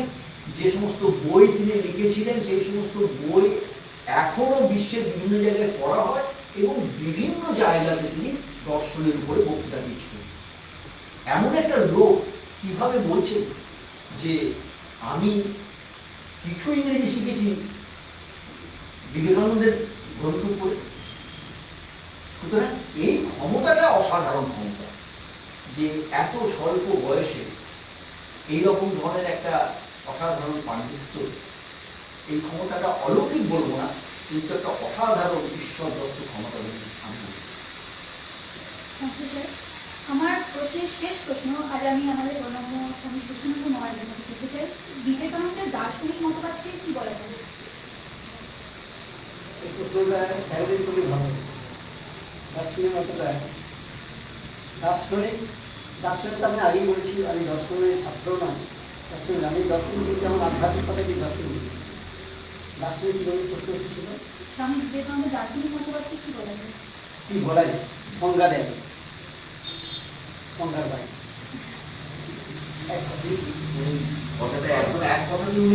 সংজ্ঞার বাইরে তাকে এই যে অলৌকিক বললে, আমি একটা কিশোর মুখোপাধ্যায় বললেন অলৌকিক, কোনটা লৌকিক কোনটা অলৌকিক, এটাতে ডিমার্কেশন করা ভুল দেবে না। আমরা লৌকিক তখনই বলবো যখন আমাদের বুদ্ধিবৃত্তি দিয়ে, বা আমাদের বুদ্ধি, বা যতটা বুদ্ধি যায় ততটা দিয়ে আমরা দিই। কিন্তু ভারতীয় যোগ বলছে অনেক। একটা ছোট্ট গল্প বলে আমি শেষ করি, তুমি ওই দার্শনিক কথা আমি দেখি, বলছে আমাদের যোগ, ভারতীয় যোগ যেগুলো আমরা অলৌকিক বলি, যোগে এইরকম হয়। মানুষের আমাদের বলছে ব্রেনে, বিজ্ঞান বলছে ব্রেনে কয়েক লক্ষ সেল আছে, কিন্তু কয়েক হাজার মাত্র কাজ করতে। স্যার জানেন তাহলে এই সেলগুলো যোগের দ্বারা জাগলে যে কি ধরনের অধিকারী হয়, শক্তির অধিকারী। সেই জন্য বলছে আমি যদি ধ্যান করে, ধ্যানের মাধ্যমে শান্ত মন, শান্ত ধীর স্থির ধ্যানের মাধ্যমে আমি এই জন্মে কি ছিল, এই জন্মে তো আছি, আগের জন্মে কি যেন জানতে পারা যায়। স্বামীজি বলছে পরের জন্মে 2-3টে জন্মে আমি কি ছিলাম বলা যায়। এটা ধ্যানের মাধ্যমে যুগে আমাদের ব্রেনে সেল খুলে যায়। মুখী বলে কি বলছে, দার্শনিক ব্যাপারটা আলাদা। তো সেইখানে আমেরিকায় একজন বক্তৃতা দিচ্ছেন, মোস্ট হল আমেরিকান আর ফ্রান্স কিছু একটা হবে। তো ওখানে একজন বলছেন পাহাড়ের সানকাশ্রম জায়গাটা হবে, সান ফ্রান্সিসকো করতে রাখেন। তো ওইখানে বলছেন যে যদি আমাদের ভারতীয় যোগ যদি কেউ ঠিক 1-1.5 ঘন্টা কনসেন্ট্রেশন করে খুব মনোযোগ দিয়ে করে তার ব্রেনে সেল খুলে যাবে এবং সেল খুলে যাবে, সে যা বলবে প্রকৃতি তার কথা শুনবে।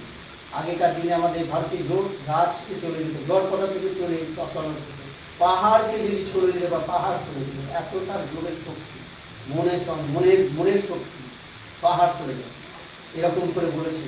ভদ্রমহিলা শুনলেন, তার সামনে সুন্দর একটা ঝর্ণার ধারে একটা সুন্দর বাড়ি, খুব সুন্দর করে বাড়ি করেছে, কিন্তু তার প্রবলেম হচ্ছে সামনে পাহাড়টা তার বাড়ির সঙ্গে যেতে না, খুব খরচা করে করেছে, ঝর্ণা টর্ণা দিয়ে পাহাড়ের সঙ্গে পাহাড়ে সূর্যের আলো আসতে পারেনি এবং নষ্ট। তখন সে বলে ঠিক আছে স্বামীজি, তখন আমি তাই করবো।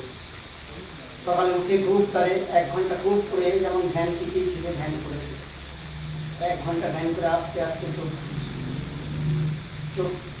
চোখ বন্ধ করি বলি, ধ্যান 1 ঘন্টা হয়ে গেছে, চোখ বন্ধ করে বলছে পাহাড় তুই সরে যা, পাহাড় তুই সরে যা, পাহাড় তুই সরে যা। 3বার করে আস্তে আস্তে চোখ খুলে যেমন পাহাড়, তার বাড়ির সাথে তেমন পাহাড়। তার কমেন্ট ছিল আমি জানতাম তুই সরবি, আমি জানতাম তুই সরবি না, তাহলে তোমার বিশ্বাস নেই। ও ধ্যান করেছে 1 ঘন্টা, চোখ খুলে যখন দেখি পাহাড়টা আছে, বলছে আমি জানতাম তুই সরবি, তোমার কনফিডেন্স।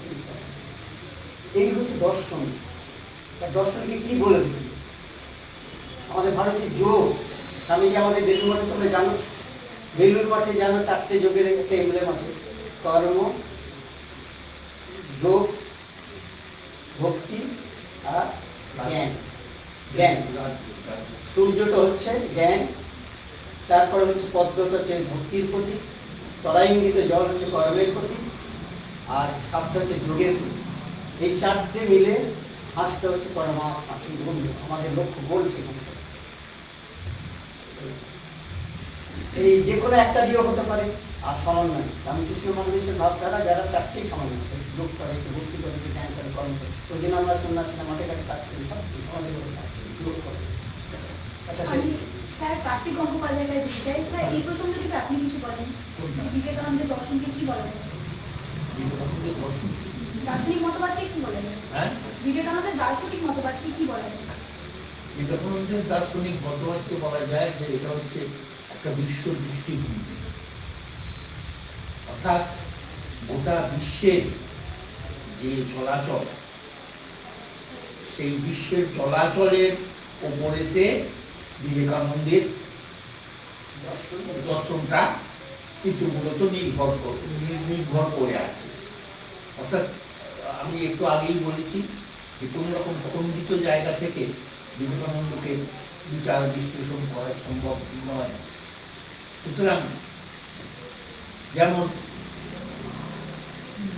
আবার প্রসঙ্গগুলো মানে বহু অনেক চলে আসবে আমার এটাকে বহুতে লিখেছি আমি বিভিন্ন বিষয়গুলো, যে শিল্পায়ন প্রসঙ্গে যে সমস্ত আজকের যেগুলো এনএসিটির জায়গা, সেই জায়গাতে বিবেকানন্দের মতামত যেটি ছিল যে এখানে যে এই যে টাটা যেটা কারখানা করতে চেয়েছিল, সেই কারখানার কিন্তু মূলত কিন্তু পেছনে উৎসাহটা ওইটাই ছিল, কি বলবো, অনুপ্রেরণা ছিল বিবেকানন্দ। কারণ ওই যে যখন বিবেকানন্দ যাচ্ছিলেন শিকাগো মহাসভায়, সেই সময়েতে টাটার সঙ্গে তার পরিচয় হয়, এবং তিনি কিন্তু সেই সময় টাটা এমনইভাবে তার উপর প্রভাবিত হয়ে যান যে তিনি তাকে বলেন যে আপনি আমার সংস্থার ধর্মীয় যে বিভিন্ন জায়গাগুলো, সেই জায়গাগুলো আপনি দেখাশুনো কিন্তু করবেন, কিছু মানে সে ব্যাপারে তো রাজি হওয়ার কোনো প্রশ্ন নেই। কাজেই এই যে জায়গাটা, সেগুলি সেই শিল্পায়নের ক্ষেত্রেতেও তিনি কিন্তু দেখা যাচ্ছে যে কি বলবো বিবেকানন্দের অনুগামী ছিলেন হিসেবেই রতন টাকাকে এই হিসেবেই কিন্তু এখানে ওটা করবার মানে চেষ্টা করেছিলেন সিঙ্গুলিতে যেটা হয়। বিবেকানন্দের দর্শন বলতে পরে তো এই কথা ছাড়া আর কি বলবো আমি বলো সামগ্রিকভাবে সামগ্রিক আমি যেমন হ্যাঁ বলো যে এমনি যে একাডেমিক ফিলোসফির কথা বলা হয় আসলে সুন্দর করে বলেছে বাস্তব জগতের ব্যাপারের থেকে। যদি আমরা একাডেমিক ফিলোসফির কথা বলি তাহলে বেদান্ত দর্শন যে রিয়ালিটি ইজ ওয়ান, এটা কিন্তু মাধুরী হবে অবেদ দর্শনই তার দর্শন। শ্লোকার্ধের প্রবক্ষামি যদুত্তর গ্রন্থ কোটি ব্রহ্মসত্যং জগন্মিত্তা দীর্ঘকম্পনা হয়। শঙ্করাচার্যের যে মত সেই মতই হচ্ছে তার দর্শন, এভাবে কোনো সন্দেহ নেই। কিন্তু সেই দর্শনকে কেন্দ্র করে যেটা হয় সেটা কিন্তু তিনি যে রিলিজিয়নটাকে তিনি নিলেন যে self denial for self realization. Self রিয়েলাইজেশনের জন্য সেলফ ডিনায়াল দরকার। একটা উপমা দিলে বলা যায় যে একটা যতক্ষণ পর্যন্ত একটা প্রদীপ জ্বলছে, যতক্ষণ পর্যন্ত তেলটা না ফুটছে ততক্ষণ পর্যন্ত কিন্তু আলোয় উদ্ভাসিত হবে না। এই প্রদীপটা জ্বলছে, এই তেল কিন্তু ক্ষয় হবে, তবেই কিন্তু আলো জ্বলবে, আলো শিখা জ্বলবে। তেমনি আমাদের জীবনেও আমরা যদি লোয়ার সেলফটাকে যদি আমি না ক্ষয় করতে পারি, না বার্ন করতে পারি, তা না হলে আমার জীবনের যে প্রকৃত আলো সেটা কিন্তু জ্বলে উঠতে পারে না। সেই জন্যই এটা বলা হচ্ছে self denial for self realisation. এবং তিনি কিন্তু মানুষকে জগৎকে বলে সেই যুগটা প্র্যাকটিক্যাল বেদান্ত, বেদান্ত কিন্তু প্র্যাকটিক্যাল বেদান্ত, অর্থাৎ একবারে হ্যাঁ মায়া বলে তিনি থেমে থাকলেন না। তিনি বললেন হ্যাঁ জাগতিক দৃষ্টিভঙ্গি ঠিকই আছে, সংবেদন তো বলেছিলেন জাগতিক দৃষ্টিভঙ্গির কথা, কিন্তু সেই জাগতিক দৃষ্টিভঙ্গি থেকে কিন্তু আমাদের দেখতে হবে। আমরা যদি রবীন্দ্রনাথের উদাহরণ দিয়ে বলি, ওই একই স্বামীও এই কথাই বলেছেন যে আমার দেহটাকে কিন্তু মন্দির বলেছেন, আর সেই মন্দিরের মধ্যে যেমন ডিভাইন থাকে, মন্দিরের মধ্যে যেমন দেব থাকে, কিন্তু দেহের মধ্যেই রয়েছে আত্মা। সে আত্মাতেই উনি বিশ্বাস করতেন। না জায়তে বেরতে বা কদাচিৎ না ভুক্তা না ভবিতা বা না ভুয় অজো নিত্য শাশ্বত পুরাণে না হন্যতে হন্যমানি সঙ্গে। সেই চিরন্তন আত্মায় কিন্তু বিশ্বাস করতেন বিবেকানন্দ। কিন্তু এটাও ভুললে চলবে না, বডি ইজ অলসো রিয়াল। কেননা বডি ইজ টেম্পল, তার মধ্যে আমার দেবতা আছেন, কিন্তু দেবতা কিন্তু টেম্পল নয়, এটাও আবার ভাবতে হবে। টেম্পলে গেছি, টেম্পলের আমার সুন্দর, কিন্তু temple is not god, god is separate. কিন্তু হ্যাঁ দ্যাট ইজ টেম্পল। আমরা যদি আমাদের হৃদয় মন আমাদের দেহটাকে টেম্পল করে গড়ে তুলতে পারি, সেটা কিন্তু আমাদের ঈশ্বরকে প্রাপ্তির পথে কিন্তু আমরা অনেকটা এগিয়ে যাই। আমি শেষে একটু বলি, যেটা বলেছেন এই আমরা এত আলোচনা দর্শন বলছি কোন শঙ্করাচার্য কোটি গ্রন্থে যারা একটা কথাই বলি, কেন বলছি একটা কথাই ব্রহ্মসত্য জগৎ। স্বামীজি এই কথাই বলেছেন, আমি লিখে বলছেন an ounce of practice is better than a tons of talks.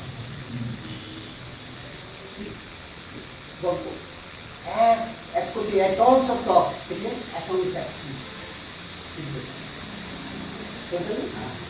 সেই জন্য আমরা দার্শনিক তত্ত্ব যদি আমি প্র্যাকটিস করতে পারলাম। আমি জীবনে স্বামী প্রথম প্রশ্ন করেছিলেন ভগবান অনেক দর্শন অর্জন করে হার্বার্ট স্যারের সেই দর্শনের মতামত খণ্ডন করলেন, তিনি সে স্বীকার করে পরবর্তী সংশোধন করলেন। এত করেছেন কিন্তু হতাশায় খুঁজে বেড়াচ্ছেন সত্যি এর মধ্যে কি সার জিনিস আছে, এত দর্শনের কথা সার জিনিসটা খুঁজছে।